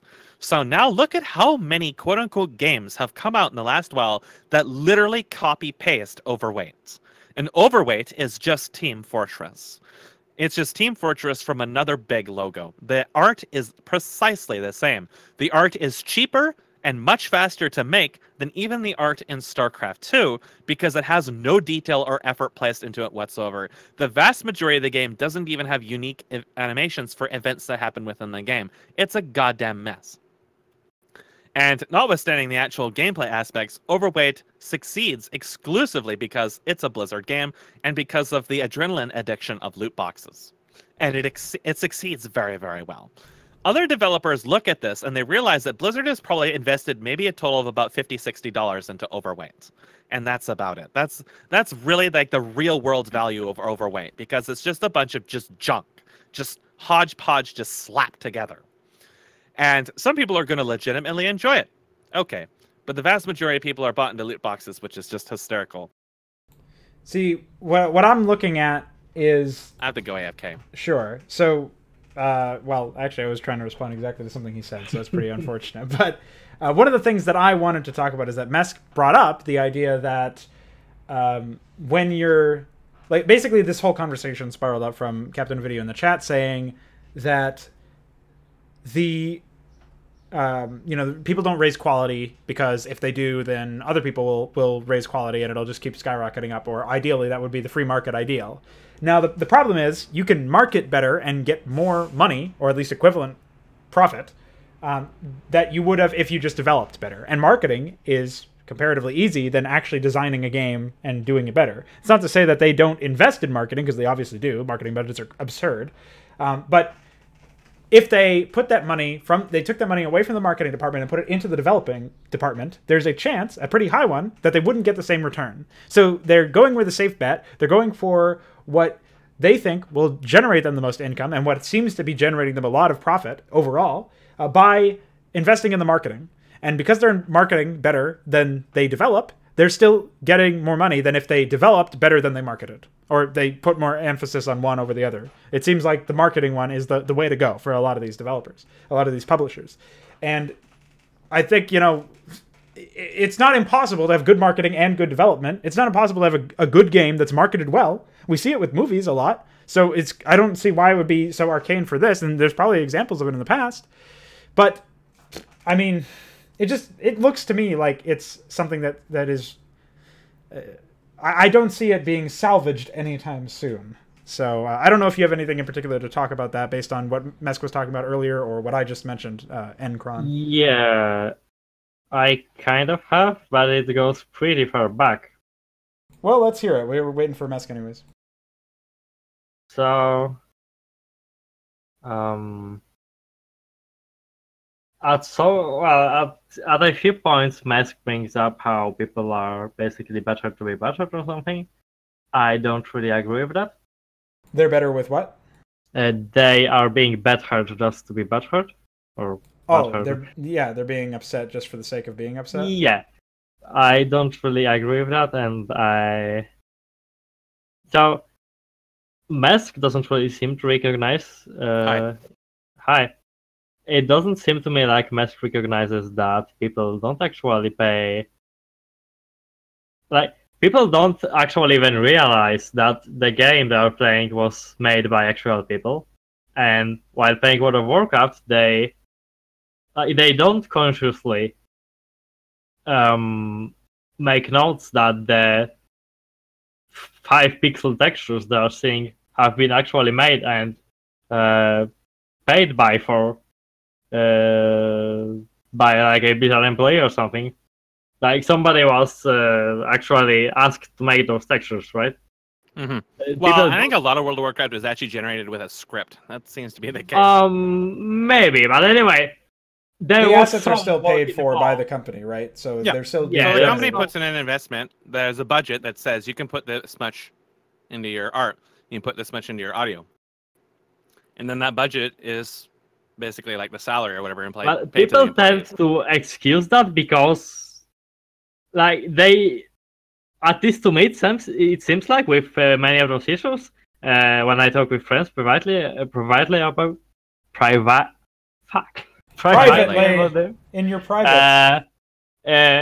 it seems to me like they really don't recognize that those issues could be fixed, and they could even not exist if like the management was better or Because you'd think if you're being paid to money to do something, you would do it right. Sure. But just like every wise businessman, why put effort into do something? Why spend your time and energy to make money if you can be lazy and still make the same amount of money? So what I'm getting down to is that people aren't apologizing just to aren't better just to be better, right? But they are better because they can't recognize, and it's actually pretty hard to make them recognize that those games were made by actual people that got paid for it, and that the product they are receiving as consumers is substandard quality, even though it could often very easily be made better. And before you get someone who's better to acknowledge that, it will be very hard to actually have a discussion with them. I also don't think that there are as few people who are like apologists or whatever you want to call them. I don't recognize them as people. Oh, okay. At this stage, if you can't even like look at the end product and see low quality, if you have to delude yourself to the stage that you become apologist for inexcusably, objectively low quality shit, you're not even a human at that stage anymore. You're just another extension of the shill network.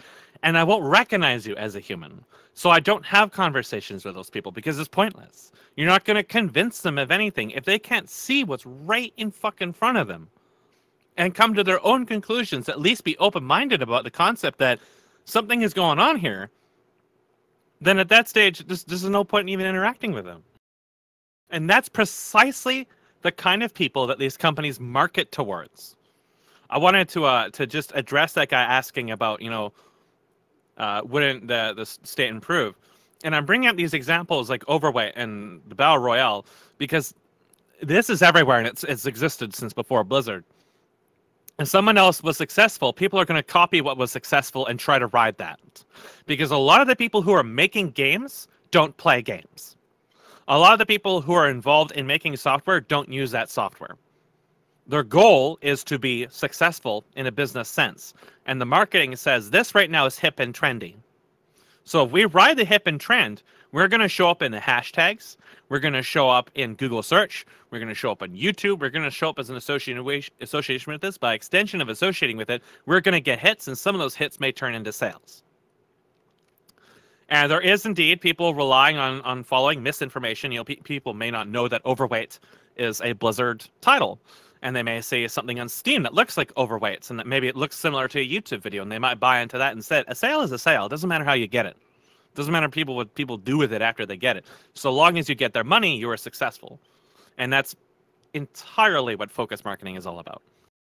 So what I had said before you, or while you were AFK, is that one of the things that I wanted to piggyback off of when you mentioned, just this discussion in general about how whether or not making a better quality project will inspire other people to do the same, is that you can also figure out how to market better instead of figuring out how to develop better. And I feel like that's also... Jock MTG has 20 million players, allegedly. Right. World of Warcraft has 6 million subscribers, allegedly. Why improve? Why put effort? Allegedly is the keyword, because I don't trust Blizzard's numbers. After playing Overweight for some time, there's definitely not 35 million players in that game, and it's really damningly obvious if you compare the queue times to other games with similar player numbers. They Like- fabricate their numbers in some manner. completely. Like Square you Enix. have Square Enix. active player counts in World of Bye. and you have 15 versus 15 player teams, and that's a game that has a way lower queue time than Overwatch, which has more than 2 times smaller teams. So it definitely doesn't seem to me like Overwatch is even close to the what's the word? Birthday? Advertised number. Well, this is the thing. So Square Enix, for example, they say Final Fantasy XIV has 1 million players. But that is the number of accounts they have, not currently active subscriptions. So I read discussion about these numbers because this was from Blizzard's most recent fiscal report. And the way in which they come to these numbers is not really said. But just to talk about the matchmaking thing for a moment, Blizzard does matchmaking in some very strange ways. So I played quite an extensive amount of Blizzard Dota. And the matchmaking would very commonly take up to 20, 30 minutes. And a lot of the reasons for that was also because there just wasn't anybody playing. Like in 1 or 2 a.m., the game is effectively dead. But also because the way their matchmaking does, it has to wait a certain amount of time before it expands your search options. So normally it's trying to find something around your internal elo, which is a number that Blizzard doesn't tell you.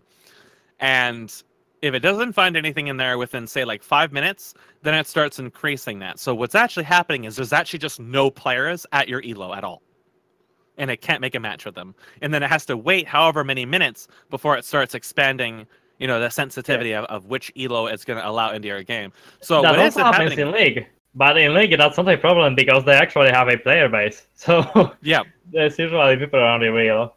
Yeah, League is... I've heard tales of the wait times in Platinum and Diamond are usually an average of half an hour. That is something I've heard a lot. That Yep. used to happen in for half a season, I think, where the matchmaking system was just fucked. Yeah, well, they did change it at some point to make it Yeah, really interesting. I think it's because they added in Flex Pick. I think it may have made it yeah, I little think better.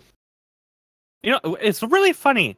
This is kind of a tangent, but when I think about League of Legends, I keep wondering, why did they remove teams?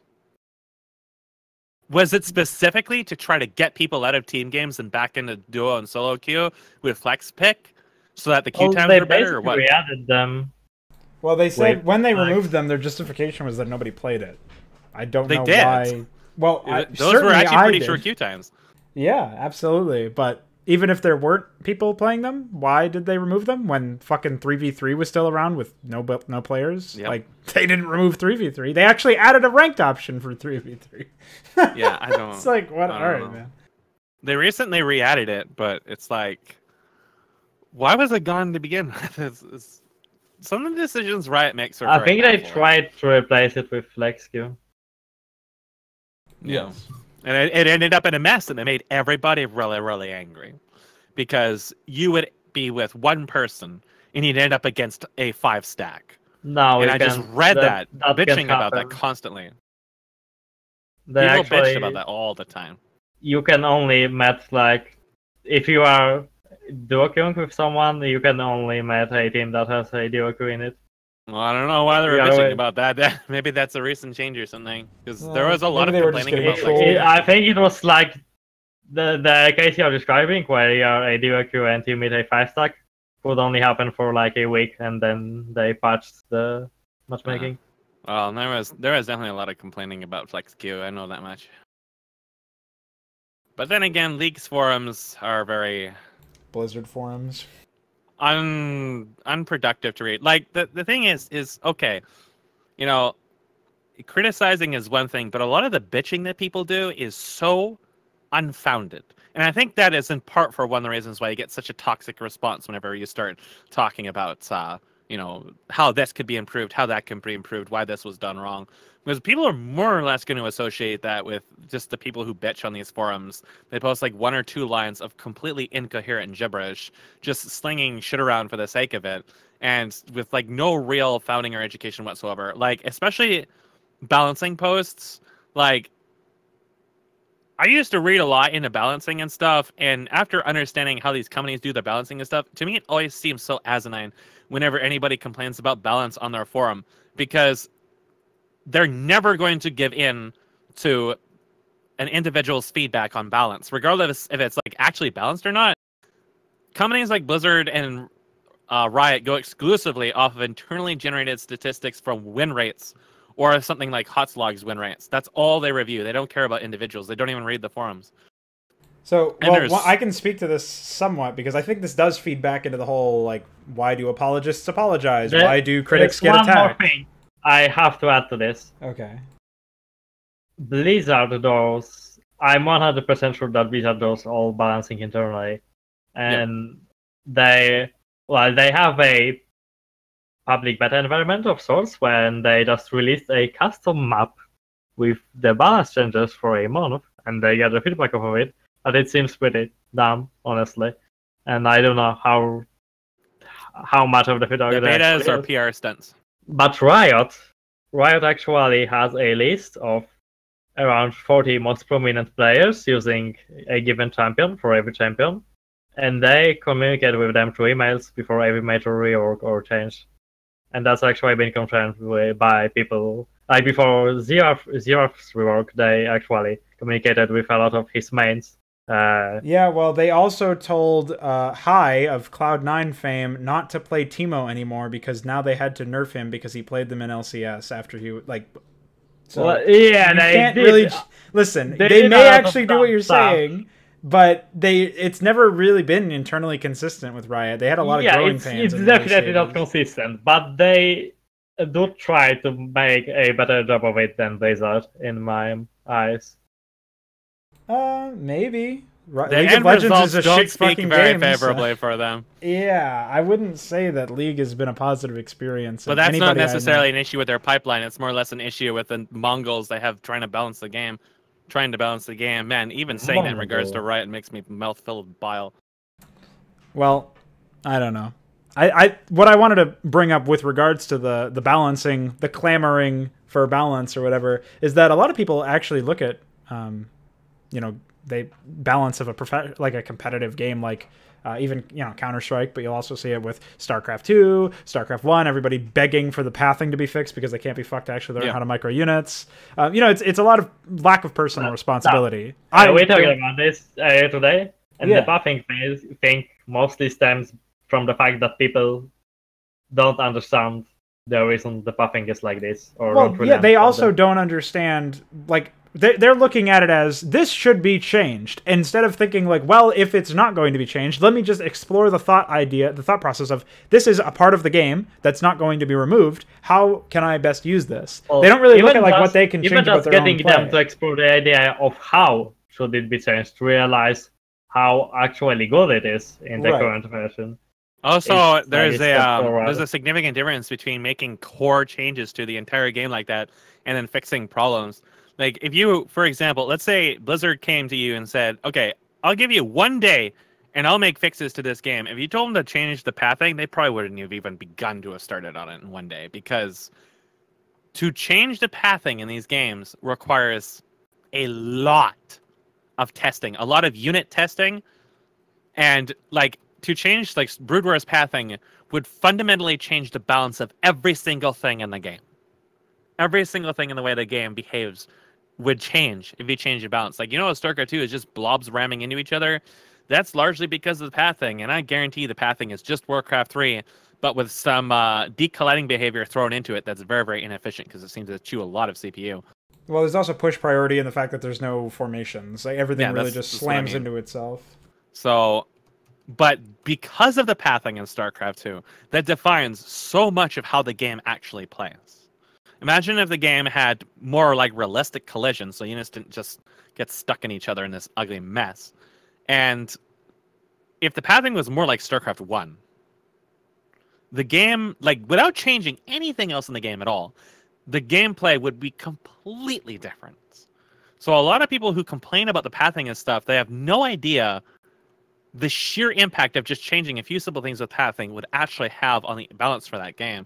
Like the most common I see the complaint of is going to be the Dragoon. And I'm not going to pretend to be entirely fluent with how the Dragoon actually works internally. I think there was an article or something published which discusses the pathing to some length. But yeah, it was an article on God of Honor, which is factually incorrect. But it was actually written by one of the programmers for Second One, and let me actually bring it up. Because I think I have it saved. I don't understand how that programmer of the game had factually incorrect information. So, I'm going to send... put it I'm in the going chat. to send it in the cauldron.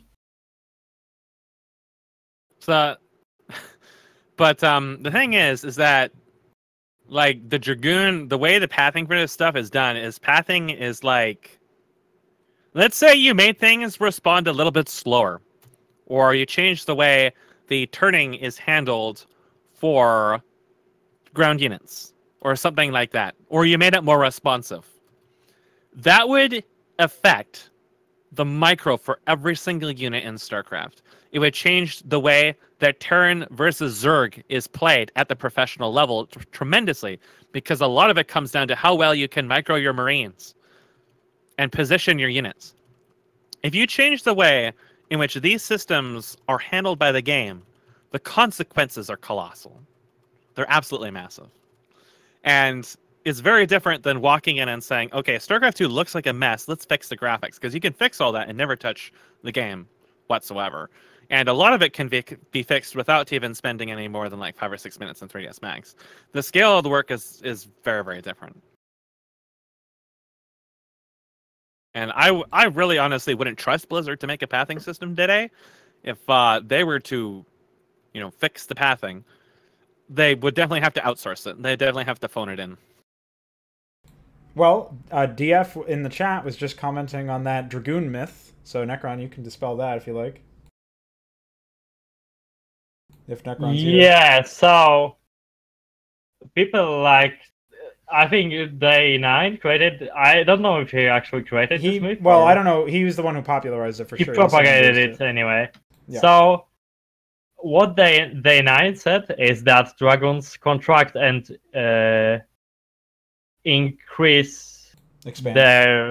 expand their hitbox as they move, like their actual unit size in pixels. I don't think that's even possible. Yeah, that's not the case.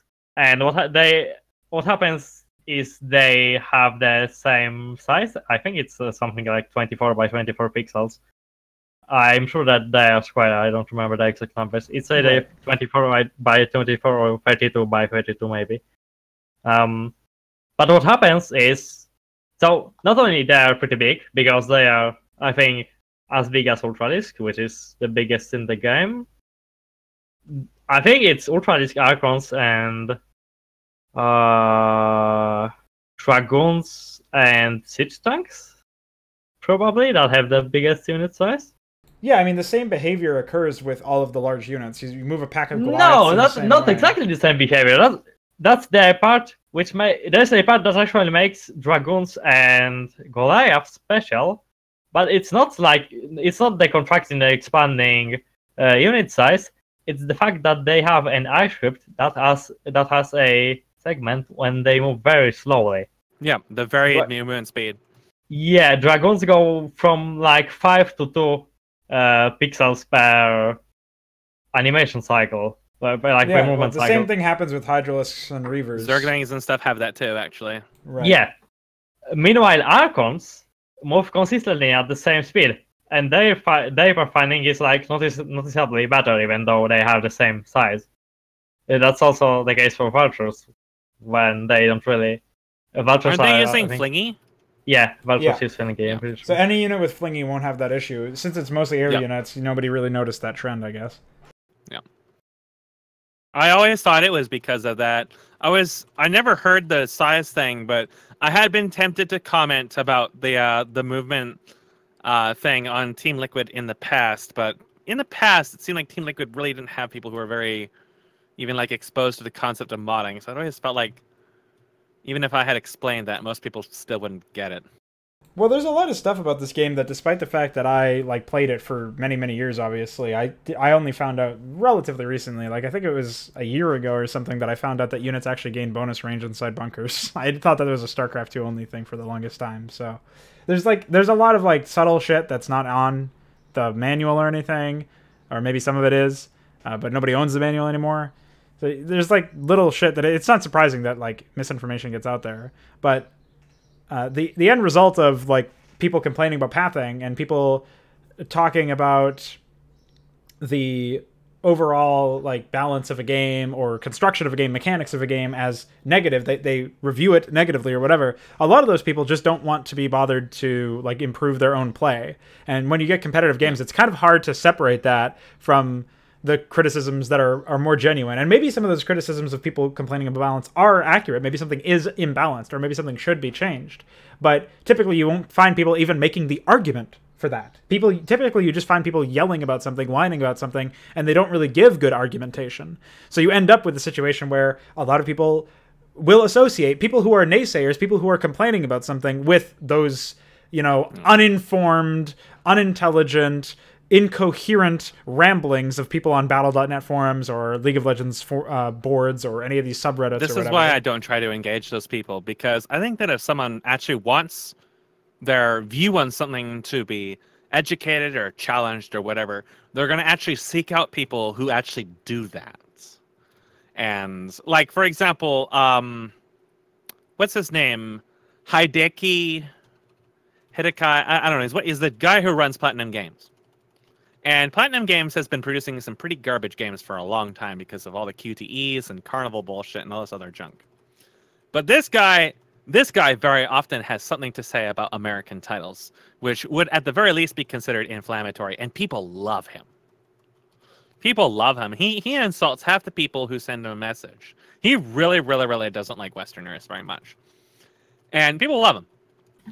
But they also recognize that he's obviously the leader of a company and has, been financially successful. So they sort of see him as an authority, or at least an individual that's worth rating and not just like some random person rambling in the forum. Okay. Now, the thing about all that is obviously that's the main thing for them in their view that really separates them from like the average person raving on Blizzard's forum about how hunters are retarded and, skill coil and warlocks and stuff like that. And from my perspective, at least when I was playing Blizzard Dota, and I was playing at a very high level, high diamond, and doing like ranked teams and stuff, obviously that game is incredibly imbalanced, and it'll never be balanced. It's only gotten worse over the years. But I think that when you're playing that, you kind of have to really desensitize yourself from the whole concept of being a designer and balancing stuff, because otherwise you are going to become so very angry.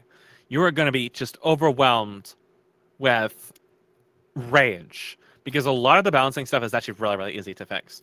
And especially when you're constantly at the end of it, like certain champions are just ridiculously strong and have insanely high utility creep and are just used by everybody, and you constantly have to either ban with them or deal with them every single game.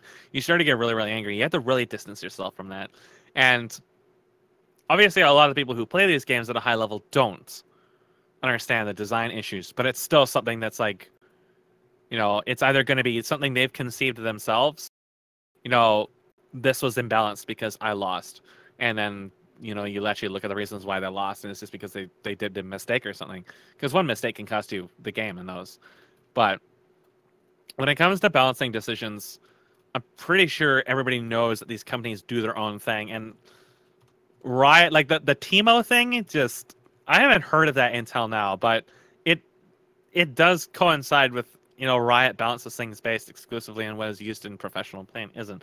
There's a lot of heroes in that game that are ridiculously strong in the right case, but they won't see much balancing because they're not popular.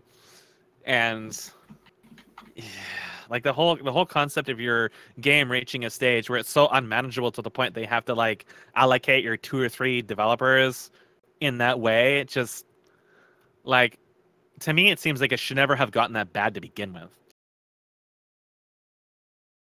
Well, the issue with balancing stuff in general is like when you're trying to interpret balance and reverse engineer those decisions, it goes through a lot more channels than what you might expect. Anything with these big companies goes through a lot of channels. Well, for example, even finances plays into it. If you release a hero that is underpowered, which both companies have done to some extent, you will not be as financially successful.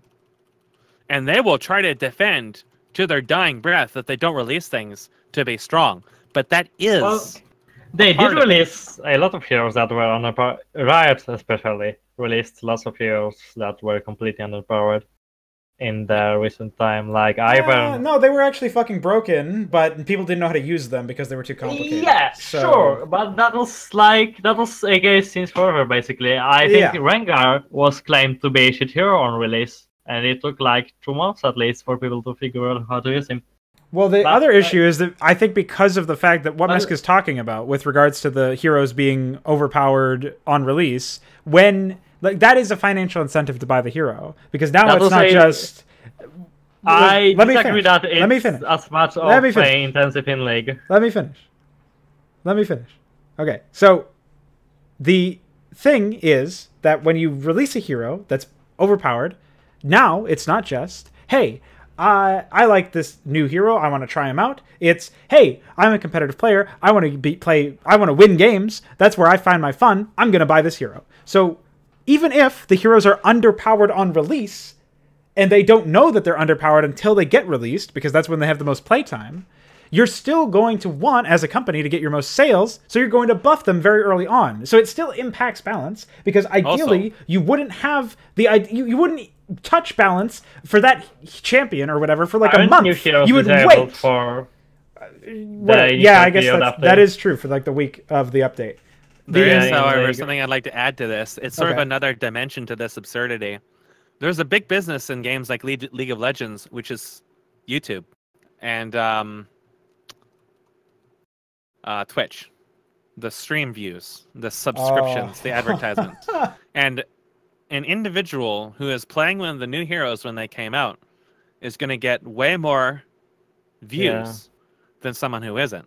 So this is independent of obviously what the company does. The company is just releasing new content. They're just doing their job.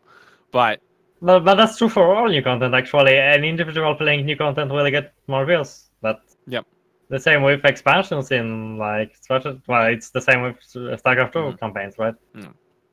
So it's, when you look at these things, and the companies pay a lot of attention to this, because while they may not, I don't know if they get a cut out of the views. I don't know if they do or not. But regardless, if they are releasing content that's driving views to their title, they are drawing more actual sales from that, because those views are going to turn into players. The players are going to turn to exposure on their shop, and then some of that exposure is going to result in actual sales. So I've often seen people ask, why do they just keep releasing new champions when everything is such a goddamn mess? And that's because the champions serve as a driving force for interest in the game, for engagement. Hey, they also remaster their old content by re-releasing champions. That's a funny And the remasters tend to be incredibly busted in the end, especially for Blizzard.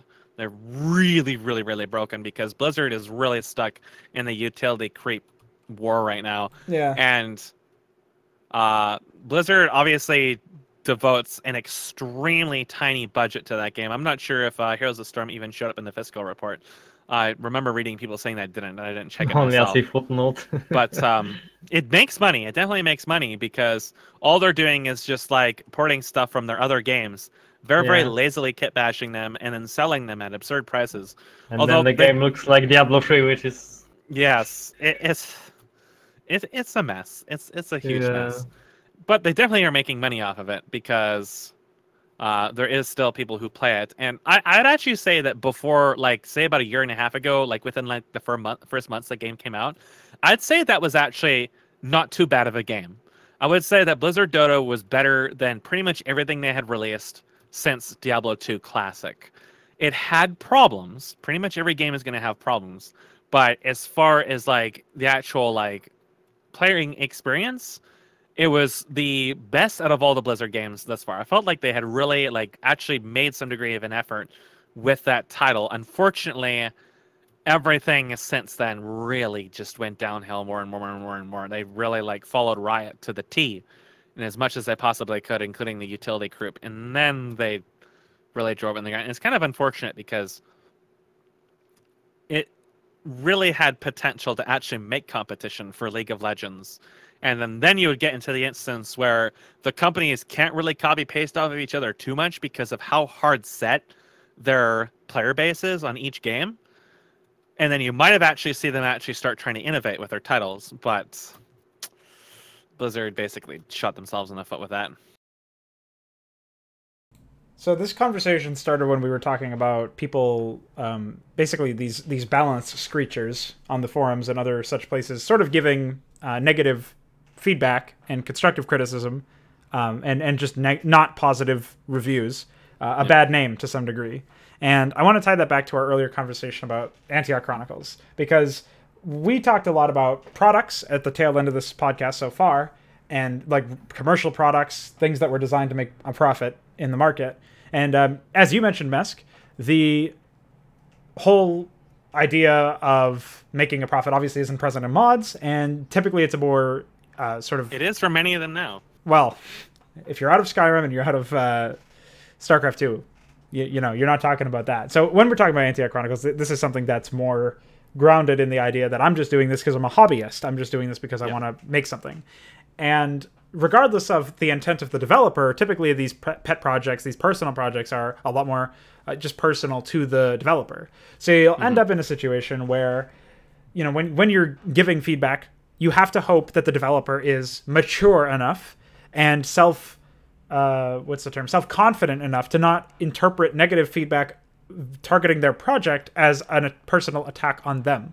But you articulated something that I thought was interesting, which is the idea that when you have people who have bought into their image as a designer, and again, people analoging Antioch as this Kickstarter for custom content in general, and how these Warcraft 3 and StarCraft 2, these games need an Antioch in order to inspire other people. This is circular, by the way. This is circular. Sure. The developer can end up buying into this echo chamber, and they will then proceed to ignore actual legitimate issues with their content when somebody else brings it up. Yeah, it's the same idea as like if you're going to call yourself a high quality content developer, you want to be continuing to develop content, not just sit on that, like rest on that laurel and sit on that throne and do nothing ever again. But simply, I'm always seeking to improve. Right. Like exactly. People say there's nothing wrong, but I see there's something wrong. I don't care if they don't see something's wrong. I'm still that something wrong could also, it might not even be about the elements of your project, though it's very unlikely that those are without flaws. The other thing could be there's something missing that you didn't do. That could be the thing that's wrong. And when you articulate feedback like this, you not only have to hope that the developer is mature enough to not interpret this as a personal attack, you also have to hope that the other people viewing your content, reading your write-up, somehow absorbing your review and your opinions, regardless of the medium, you have to hope that those people aren't going to dismiss you for simply providing a negative review or constructive criticism or something like that. You'd think that this would be a positive thing that would be celebrated by the community. So one of the reasons why we ended up on just in this entire podcast, one of the reasons why we talked about the more casual apologist type people, the whole idea that you're going to get sort of roped in and grouped up mentally with the balanced screechers on the forums if you have a negative opinion and you articulate that. One of the reasons why we were on that discussion to begin with is because earlier, Nekron and I had a conversation about the idea that there should be more mainstream recognition of flaws in the industry and flaws in industry products. And sort of Nekron was basically, correct me if I'm wrong, you were talking about how, you were sort of dismayed that there wasn't a mainstream critic, in the same way that I mentioned some stuff for film and for movies and stuff. Like, there are people out there who are very, very able and very popular to take that stuff to task. There was a movement that tried to get something towards that regard. They were called Gamergate. And the mainstream managed to spin it around on them and cast them out in the mainstream by trying to brand them as harassers and stuff. So there was attempts at points to make game reviews and stuff not, hyper biased shills. And the thing is the mainstream doesn't want that. Well, it's sort of an attack on the whole idea that you can get, you can sort of cyclically. It's an attack on everybody's business model of scamming people. And they will defend that business model to the death, because that's their livelihood. They have built their life on lies and shilling and sucking dicks, literally sucking dicks. And challenging that in any respect, especially pointing out, all the content that they're saying is, fantastic and flawless that everybody's bought into. Every single arm of the way, you're going to be met with resistance. Yeah, and the real hit that I think happened with the whole Gamergate thing is that they professed that it was a really, that it was a highly organized movement of harassers, and that is the public perception. Like, you ask the average person on the street, if they know anything about the movement, quote unquote, they're going to tell you what the mainstream media said. So, I see somebody in the chat, a video again, saying that Gamergate kind of won because Kotaku, Rock Paper Shotgun, and Polygon barely have hits. Well, maybe those websites did actually, they definitely lost credence and credibility. But because anybody who paid attention to that actual fiasco knows now, like just judging by the responses of those sites, that everything that Gamergate had said was correct. So even though Gamergate got villainized, they were successful for sure. But there's still a very, very large amount of people who will not ever think of these sites in a bad way. Like Kotaku and stuff, they still exist as websites. The reason they got villainized is because people, like private people, started associating with it. Yeah. And there started to be like personal conflicts involved. And it got really easy to villainify the entire movement because of them. Yeah, so that's the thing though, is that they very easily went for the headline grabbing Gamergate, a movement of harassers, or whatever the fuck they said. And the whole idea is that there were bad actors amongst them, maybe, sure. I'm not going to argue against that. I'm not well read enough on the topic to argue against that. And I'm sure it was actually true, because in every community of people, you're going to have some people who act badly. And I'm not saying that excuses the behavior, but you really are going at it from a disingenuous angle if you're implying that some people just mask over all the actual legitimate issues that Gamergate brought because up. Now by association you're guilty. You're guilty by association just because you supported the Gamergate movement, or just because you said, I mean, there's so many things politically that are fucked up about that have basically condemned certain individuals. And I just think that it's a real shame that we went for that tribalistic response as a community, because now some people are blind on the other side as well. But you never want to do anything blindly. You never want to do anything and not articulate why you're doing it. And that's one of the reasons why, we do this podcast, why we do anything that we do, why we generate the video content that we make, is because we're able to articulate why we're dissatisfied with something. But that's why I don't bother reaching out to people, because my casting style is super acidic, and most people are not going to enjoy that. And that's quite all right. And I accept that. I acknowledge it. I acknowledge that 90% of people who listen to things I say on this podcast or anything else are going to have a knee-jerk reaction. This guy's an asshole. He doesn't know what he's talking about or whatever.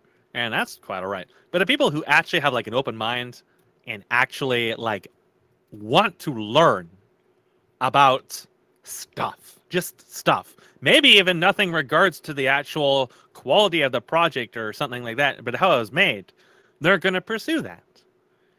And that's why I create the content I create, is for those individuals who want to actually seek it out. And I think Gamergate found a lot of people who maybe not necessarily were critical at this stage, but became critical by extent of the responses of shell platforms like Kotaku. Because their response was the worst they could have ever done. Well, they were probably still operating under the idea that any publicity is good publicity, and they didn't quite realize the fallout. Well, that's how those sites work. That's precisely. You're familiar with The Onion, right? Right. That's what Kotaku is.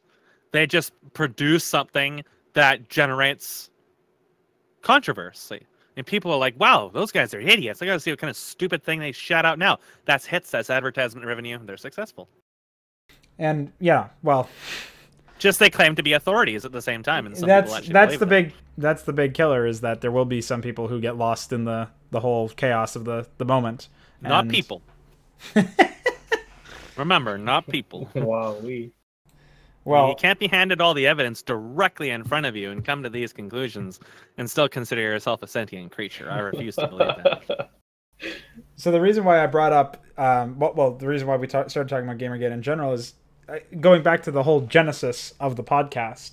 The idea that I wanted to start thinking about, and this is probably a topic for another podcast entirely, judging by how long we've already gone on, but the idea that I wanted to start thinking about was how to reach those people who are genuinely interested in alternative viewpoints. Maybe not agreeing, right, demonstration, but maybe not agreeing with everything we say right off the bat. I don't expect that from anyone anyways.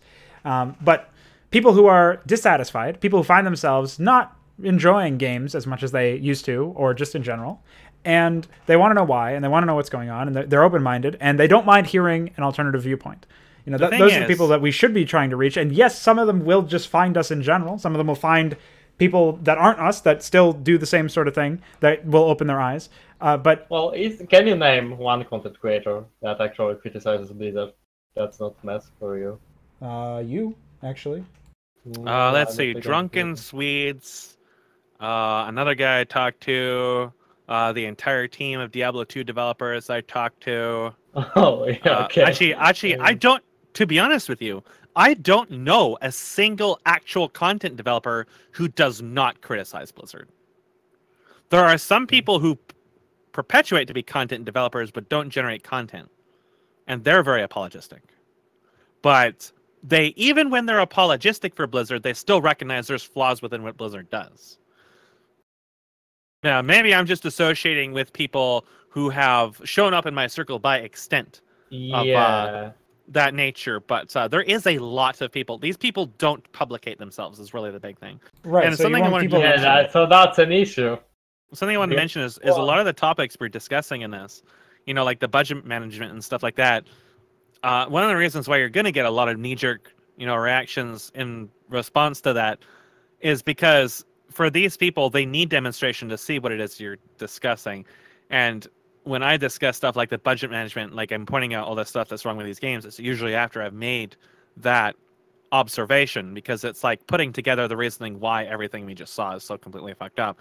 So if people are walking into this with a mindset that, nothing is wrong, everything is good, it's going to be hard to convince them otherwise just by laying out the information, because they've already come in with the expectation of not assimilating that information, of just resisting every effort. And if they've already seen something like StarCraft 2 and can't come to that conclusion on their own, I feel like talking to them on that matter is very much in vain. But if people want to actually get into it, it may help to dial back into the basics of content creation from here on.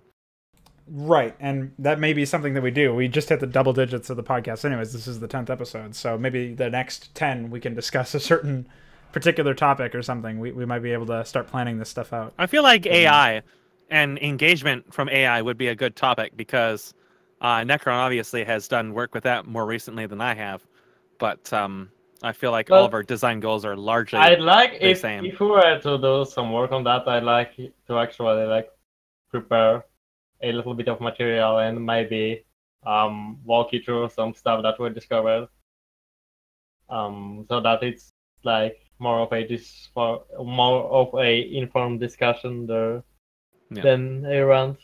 But even just from the design intent perspective, Sure. You look at campaigns like Antioch. Okay, so Antioch was very young. Maybe it was based on very, very archaic information. Didn't really have a lot of grounding in terms of research to build upon. But now we look at the newer versions of Antioch. What have they changed with the player engagement now that they claim to be remastering it? Nothing. Is there an intent to make an engaging build and destroy experience when there is? Definitely not, actually. Sorry. I should have let you finish. No, they wanted to add Babby's first MOBA abilities to all the heroes. So this speaks of the intent. So that's when we start thinking about, okay, what did the developers actually want to do? Well, I have heard on many, many occasions people who are not developers, but some who are developers, claim that all people who make mods are terrible at playing the game. And it's true, when I played StarCraft initially, for the first 10 or so years, I devoted a lot more time into creating content than I did playing content. But I associated with a lot of people who were good players. And I improved over time and pursued improvement when I could. So, but by extended that, I was better than pretty much everybody at Started.net as a player. And that was just disgusting. How so many of these people who claimed to be capable of making at least decent maps were actually really, really shitty at the game. And this sort of extends into StarCraft 2, where a lot of the mood surrounding some of these developers, maybe not all of them, I can't proclaim to know all of them, but at least the ones I have seen, a lot of them are just not good players. And I think that ends up washing over into their design intent, where they would rather make gimmicks than an actual engaging map, because they themselves are terrible. And that seems to be an excuse I see a lot with people who don't want to make AI and stuff like that, is either they don't know how to, whether they want to, I don't know, but they don't, in other cases, they don't want to because they're such garbage players they couldn't make use of it anyways. So what this ends up means is when you get into a stage where you should have AI or engagement or stuff like that, what you instead get is gimmicks, and every single person who plays the project loses at that stage. Well, I mean, definitely true that a lot of the mod makers and campaign designers were not very good at the game. I mean, especially early on, it's probably pretty hard to be good at the game. That, you know, a year into its development, and since we're still discovering things about the mechanics of the game now, like they recently discovered an arbiter. Well, I mean, not even like thing. necessarily. I'm not even talking about like pre-professional good. I just mean like competent. Right. Yeah. And well, nobody designed even anything. that. Yeah, nobody designed anything in the early stages of the game that were actually difficult. The thing is, this is paired with the presumption that they have to be bad. And that people would come to me with that presumption that I'm a bad player because I make content. And in many cases, that's not true. I was better at StarCraft 2 than anybody else we had that played.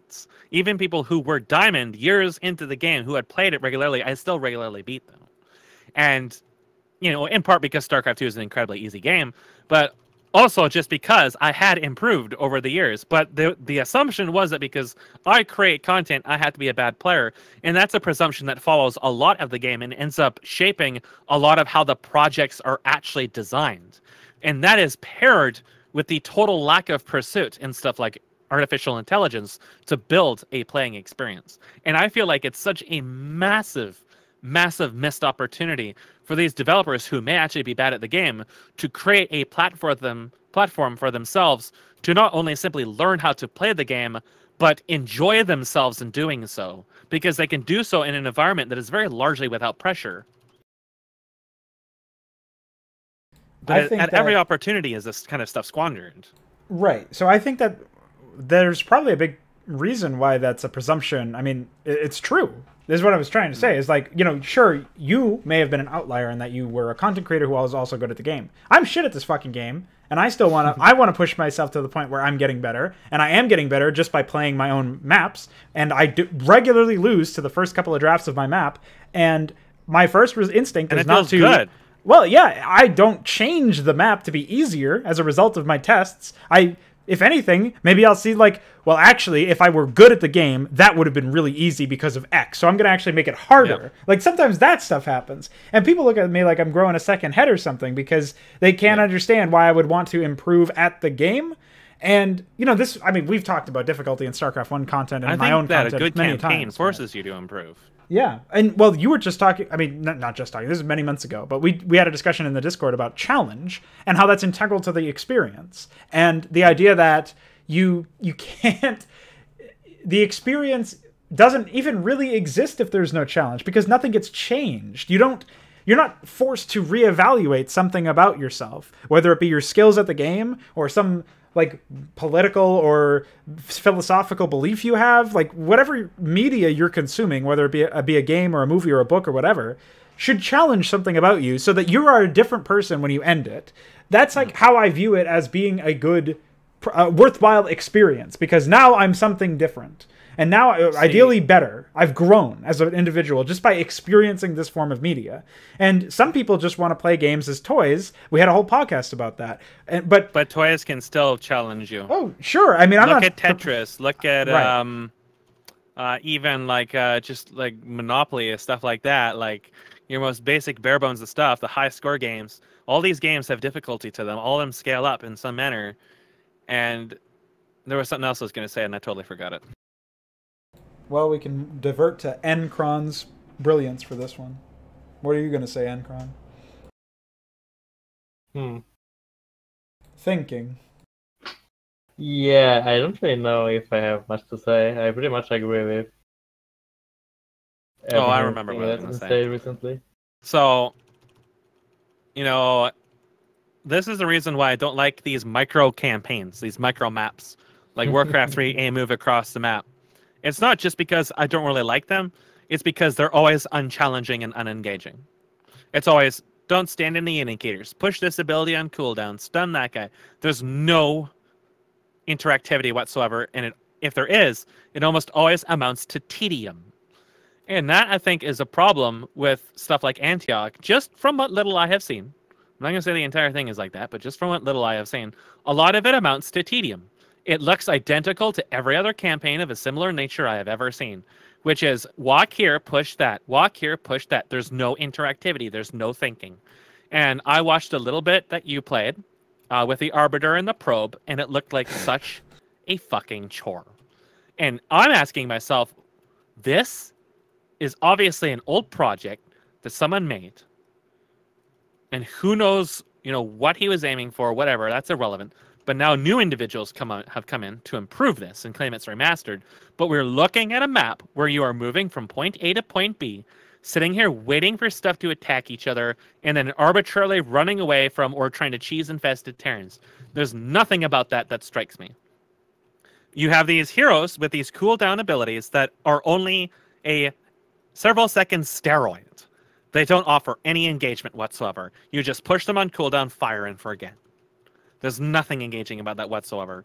Whereas when I was thinking about heroes, I was thinking, how can I make them behave differently?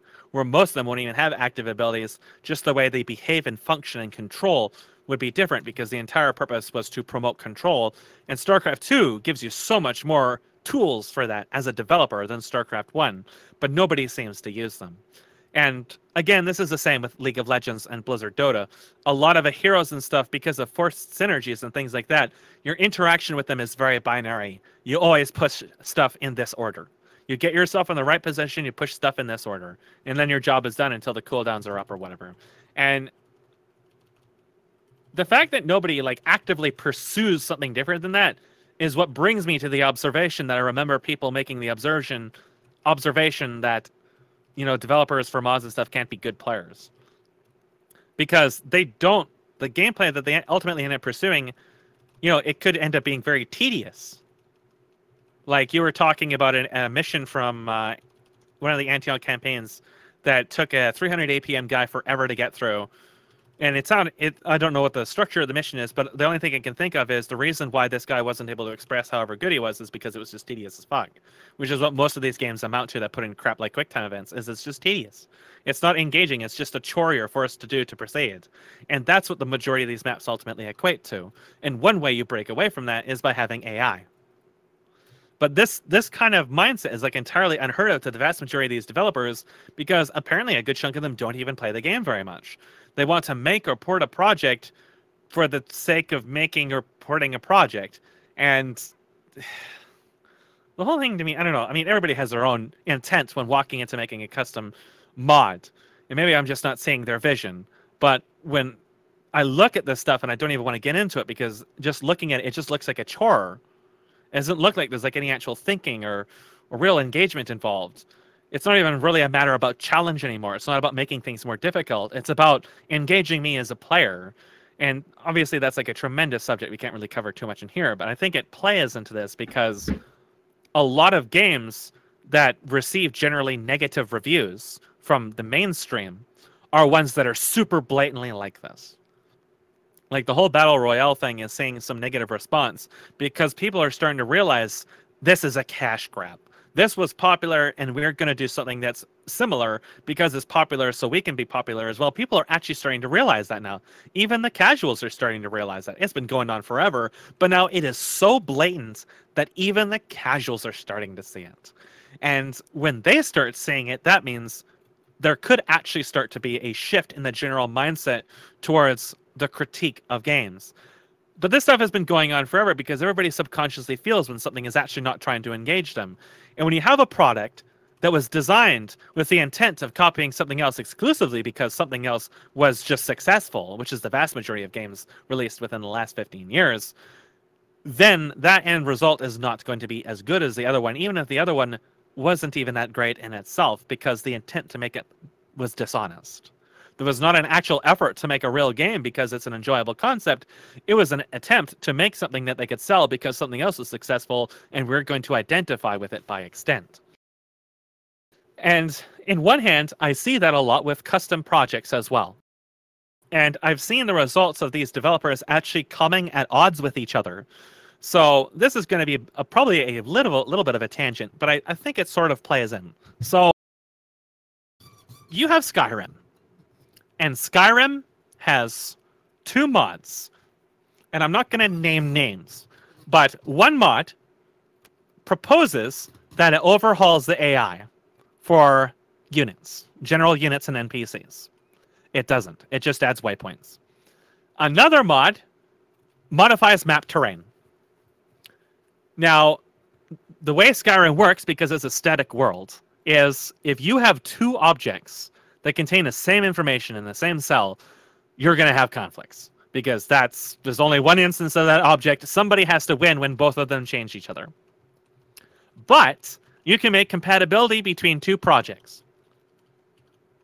And this other project that changes the map, the developers want to support other projects. Regardless if they like those projects or not, they want to give their end users the decision that they can use both of these projects together because they feel like it should be your choice if you want to use something rather than, this doesn't support this, so you have to choose between them. They don't like that. So they have a very honest effort in mind to make modifications. So in this specific case, it amounts to them moving around stuff to accommodate their terrain changes. But the other guy who makes this AI mod thinks he's like the second coming of Christ. And when anybody makes a compatibility patch for his mod, he throws a tremendous temper tantrum to the point of threatening people over the internet. And it would have been better if I talked about this when I was actually reading it like half a year ago, because it was a long-winded mess. And the net result is he ends up forcing all these other developers away from him and making a complete ass out of himself. And the end user suffers because he thinks his solution, his implementation is the best, and any possible changes to it whatsoever, even though those changes are simply for the fact that you can use 2 mods together, which are otherwise unrelated, he treats them as like attacks on his project. He treats them as like personal attacks on his person. Like, this guy is actually legitimately insane. Like, I read a bunch of his stuff. He's actually legitimately insane. He thinks that adding some waypoints and some scripts and stuff like that is some kind of revolution, that he is a pioneer in designing AI or something like that. It's the equivalent of like walking into StarCraft and going into Blizzard's campaign scripts and changing a few weights and calling yourself God. It's whatever. Maybe the end result is still positive towards the game. The net result is this guy manages to alienate himself from developers and from users. And even if his content was good, now it's incompatible with a ton of shit. And like, the mindset, the intent behind these individuals just baffles me. The whole thing just baffles me. And when people attempt to engage him on this subject, to understand, at least why he doesn't want people making compatibility patches, if there's something in his project that nobody understands that is being affected by just moving around some waypoints, he won't engage them whatsoever. And when I think about custom content, I may be critical of custom content. I may be critical of people's intents behind it. But very, very rarely am I going to outright say, your project is shit. It's a waste of time or whatever. If you want to make something with your time, I really have no right in telling you what to do with that.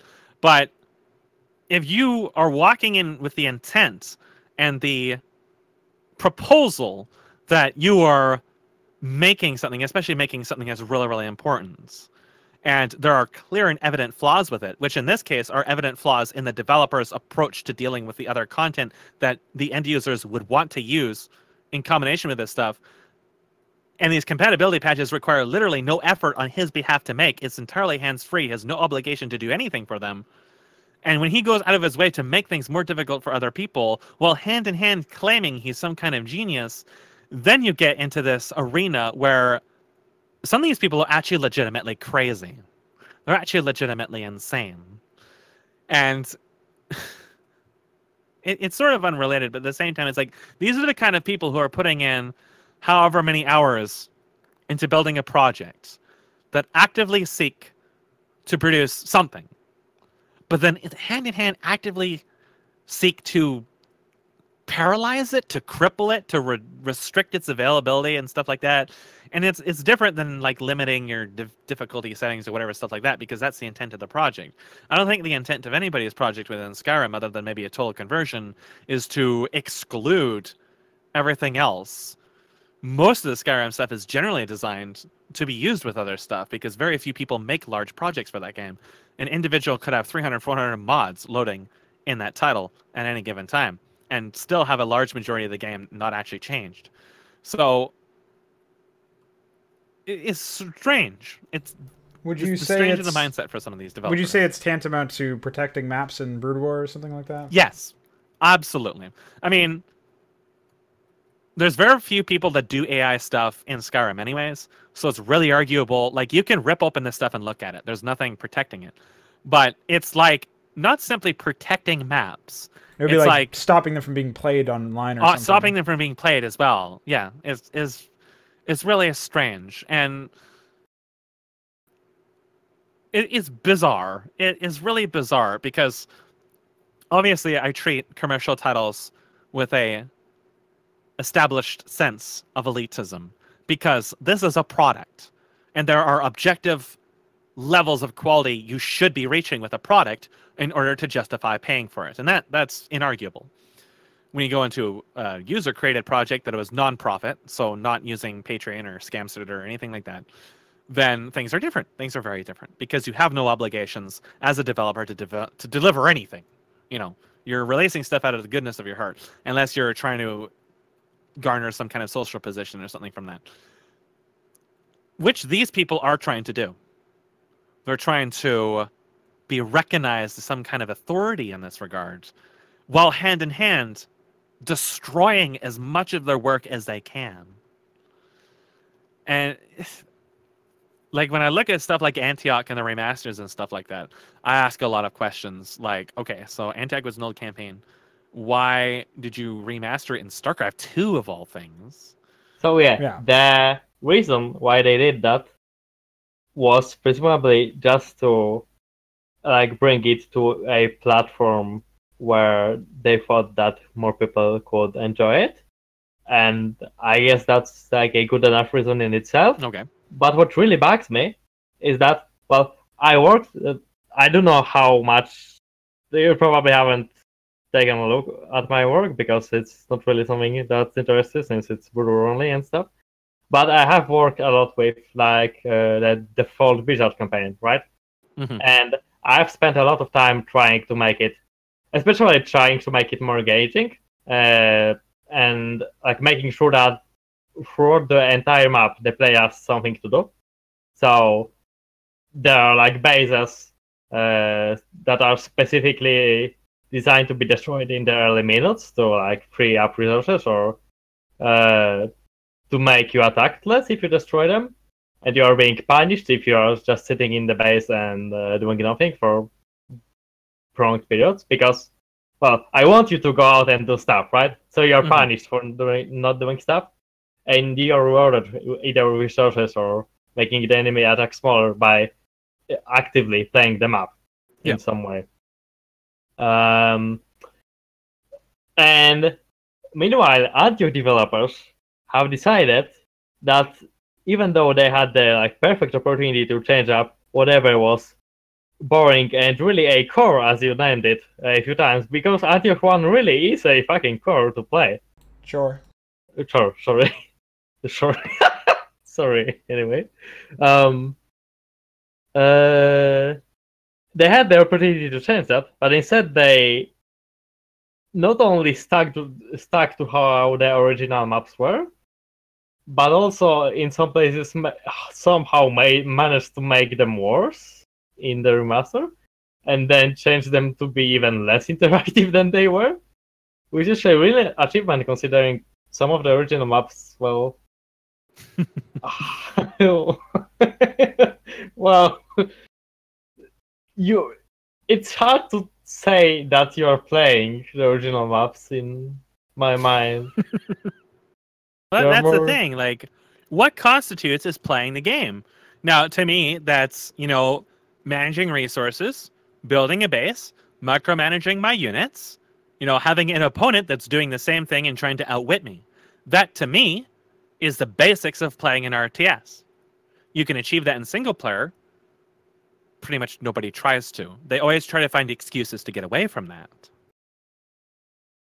Well, we're fast approaching a time. I think we're already there, but we're fast approaching a time where there is no excuse. Where the excuse is you. You, actually. No. You are lazy. So I am very lazy. So if you're a content creator, you're not making every part of the map actually substantive, making it so that you're playing the map when you're in-game, making it so that you're not... I mean, it's like not just simple shit, like center viewing you across the map for the first 5 minutes of your game. Lots of this stuff is so easy. Right. Like in Antioch, like we said this a couple of times already, in the micro section, or even in a B-side campaign, in the mission where you save Raynor, why wouldn't you make enemies patrol? Like, why not make the map at least seem alive? There's so much small stuff you can do in 5 minutes to make the map seem more engaging. One of the things that I explicitly stated in my playthrough of the 7th mission of Day of the Dragon, it might not be the 7th one, it's the one where you're playing inside a facility. So basically the idea is that you're inside this mine that also has some prison elements or something, and there's like a whole host of creatures that you encounter in your playthrough, but they're all static. They're all just groups of units waiting for you to interact with them. And that is not interactivity. That is not playing the game. It's bad enough I don't have a base and I'm not spending resources. I'm only doing 1/3 of what Mesk talked about, where I'm micromanaging my units. And I'm not even doing it against an opponent that's trying to do it myself. So if you're going to lower the scale that much, if you're going to make a micro map, you have to replace the lost mechanics, the lost elements of gameplay, which are building a base and managing resources. You have to somehow substantiate those with something else. So you have to find other kinds of resources to manage that are external of just micromanaging my units. I'm not talking about stuff like mana, stuff like HP, managing all of these things. That's part of the micro game. So you have to figure out what else I'm managing, and saying that you're gathering gold so you can spend items at a marketplace when you get 4,000 gold because you don't need to buy anything. That's obviously not a proper solution to the problem. So one of the things that I commented on a lot was the fact that there's no livelihood to the entire map. There's no life. There's nothing there. It's all static stuff waiting for me to interact with it. So that would be the first thing that I would be doing is, okay, I'm making a trade-off. I'm no longer having RTS gameplay. I'm no longer having macro. I'm no longer having base construction, resource management, army production. These things are all gone because I'm making a micro map. So how am I going to make this engaging? How am I going to ensure that the player is learning how to play my new mechanics that I'm introducing, because I have to introduce new mechanics because I'm removing some? And how am I also going to be making sure that they are not only informed as to how to play the map, but playing the map the entire time? So I'm not saying that it's impossible to make a well-made micro mission. I'm just saying you're not building... I think it's a mistake to do that. Honestly, it's much harder. It is very, very difficult because you have to, again, you're talking about adding entirely new mechanics to the game so that you can make up for the fact that some don't exist anymore. So it's not impossible, but it is... the deck is stacked against you. And on top of that, you have to realize that you're doing it in an RTS environment. So you're working with stuff that is not designed, that doesn't give you the opportunity or the tools, that is not the core gameplay of the entire game that you're working on, the platform that you're working from, and you're building your product within. So that would be my main attack against micro missions, is that not only is the margin for error much smaller and the amount of workload much higher, but nobody seems to rise to the occasion. And that honestly, all the time, makes it feel way less satisfying to play than something like Palinchron Concordance, which is like slapped together at the last minute, has like bare bones maps, really, really shitty choke points, and Protoss Campaign Insane, by the way. So, like, there's not even anything there, but it still feels more like I'm playing something substantive because I'm playing the game of StarCraft. It's not really doing anything by itself. I might as well just load up a melee map, but at least that I would be playing something that I enjoy, which is the Brood War, the game. And that's better than playing Rainer's Adventure, where I move from one side of the map to the other while pushing some steroid button. You know, so there is a problem when you remaster something and it ends up being less interactive than the original, which is what Nekron was talking about. Mm-hmm. And I think I'm kind of interested. Go ahead. I'd be interested in knowing, like, what is the mindset behind the development for that? Right. Like, But what was the goal? We can Like, ask Azure guy. He's online. if like bringing it to a new audience, you know, the young hip audience in StarCraft 2. Okay, I think that's a reasonable enough excuse. But in that case, wouldn't you try to be more authentic to the original? Well, that's the thing, is that the first 3 maps are very, very, very, like, basically unchanged. They might as well be ports. Besides the fact that you're adding Babby's first fucking MOBA abilities. But and spawning units. Sure, well, the core gameplay result is not really that much changed. I guess the third map would be the most changed out of the first 3. But then the fourth map is dramatically different. The map layout is very, very different. And there's nothing in the way of you and your final objective once you get to through the micro phase, which, as you said, Mesk, was just of like moving into armies and then avoiding infested Terrans or cheesing them. So it's like, what is there? Wasn't even armies. Yeah, sure. It's like these small little forces of one Defiler and an Ultralis. It reminded me of the very first map I had ever made in Star Edit back in 1998 when I first opened it up. And there's a reason why I didn't remake that map. Yeah, you didn't need to remaster Mesk's first map. I didn't find that engaging. It's the same reason I didn't find the regular StarCraft campaign engaging. And I focused on making melee maps for the melee gameplay in StarCraft, and that's what got me into AI. And, you know, at the time, there was quite a few people on Valnet who are interested in playing enhanced AI. And then I discovered the wonders of desyncing, and you can't run mods through Valnet unless they have them. I didn't understand that well at the time. So what ends up happening is you see all these maps that are very, very hard to look at as a developer, but these people who are being like 5v3 comp stop, and it's just like 30 fucking Zerg Campaign Insane stacked on top of each other, somehow doesn't crash the game. I don't know how. I remember someone telling me about that way back in like 2000, and they're like, this is so advanced and new, don't tell anyone about this, it's a secret. And I was like, but this is... What? Who? What? Meanwhile, the year is 2018 and people still don't know how to actually use Blizzard scripts in their projects. Much less how to actually stack scripts efficiently without breaking anything. Because much less how to design their own AI scripts? Yeah. Well, everybody's really afraid of modding. There are quite a few Blizzard scripts that you can actually like use to enhance other scripts or make them attack more and stuff. Yeah, you made a whole doc just for this. Yeah.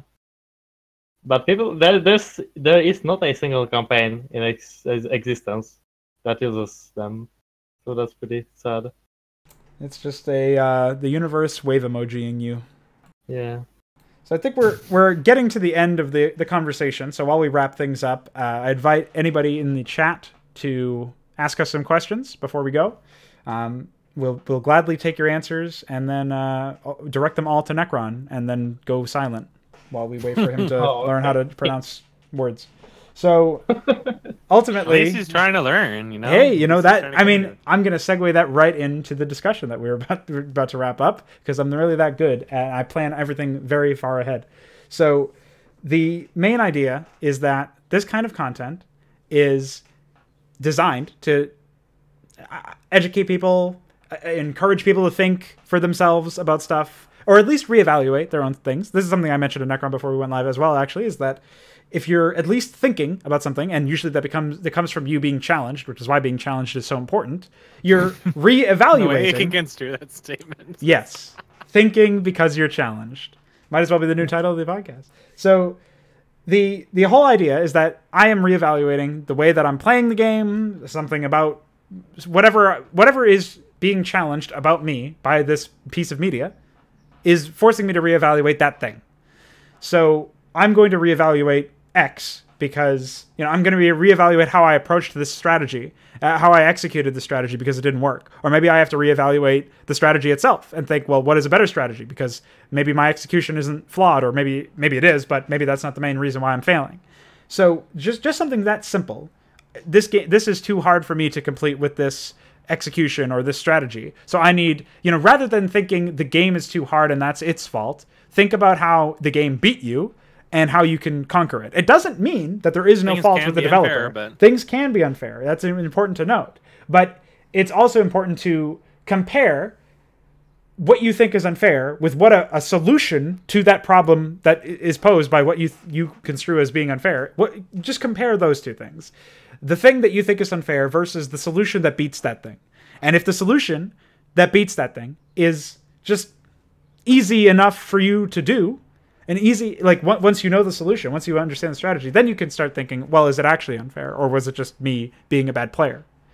And unfortunately, a lot of the campaigns out there, the solutions to them have nothing to do with playing the actual game of Brood War, despite the fact that they were custom campaigns for Brood War, which is a big problem. But at least when it comes to content that I produce, that Nekron produces, you're going to see content that you are going to need to be at least somewhat competent at Brood War in order to beat.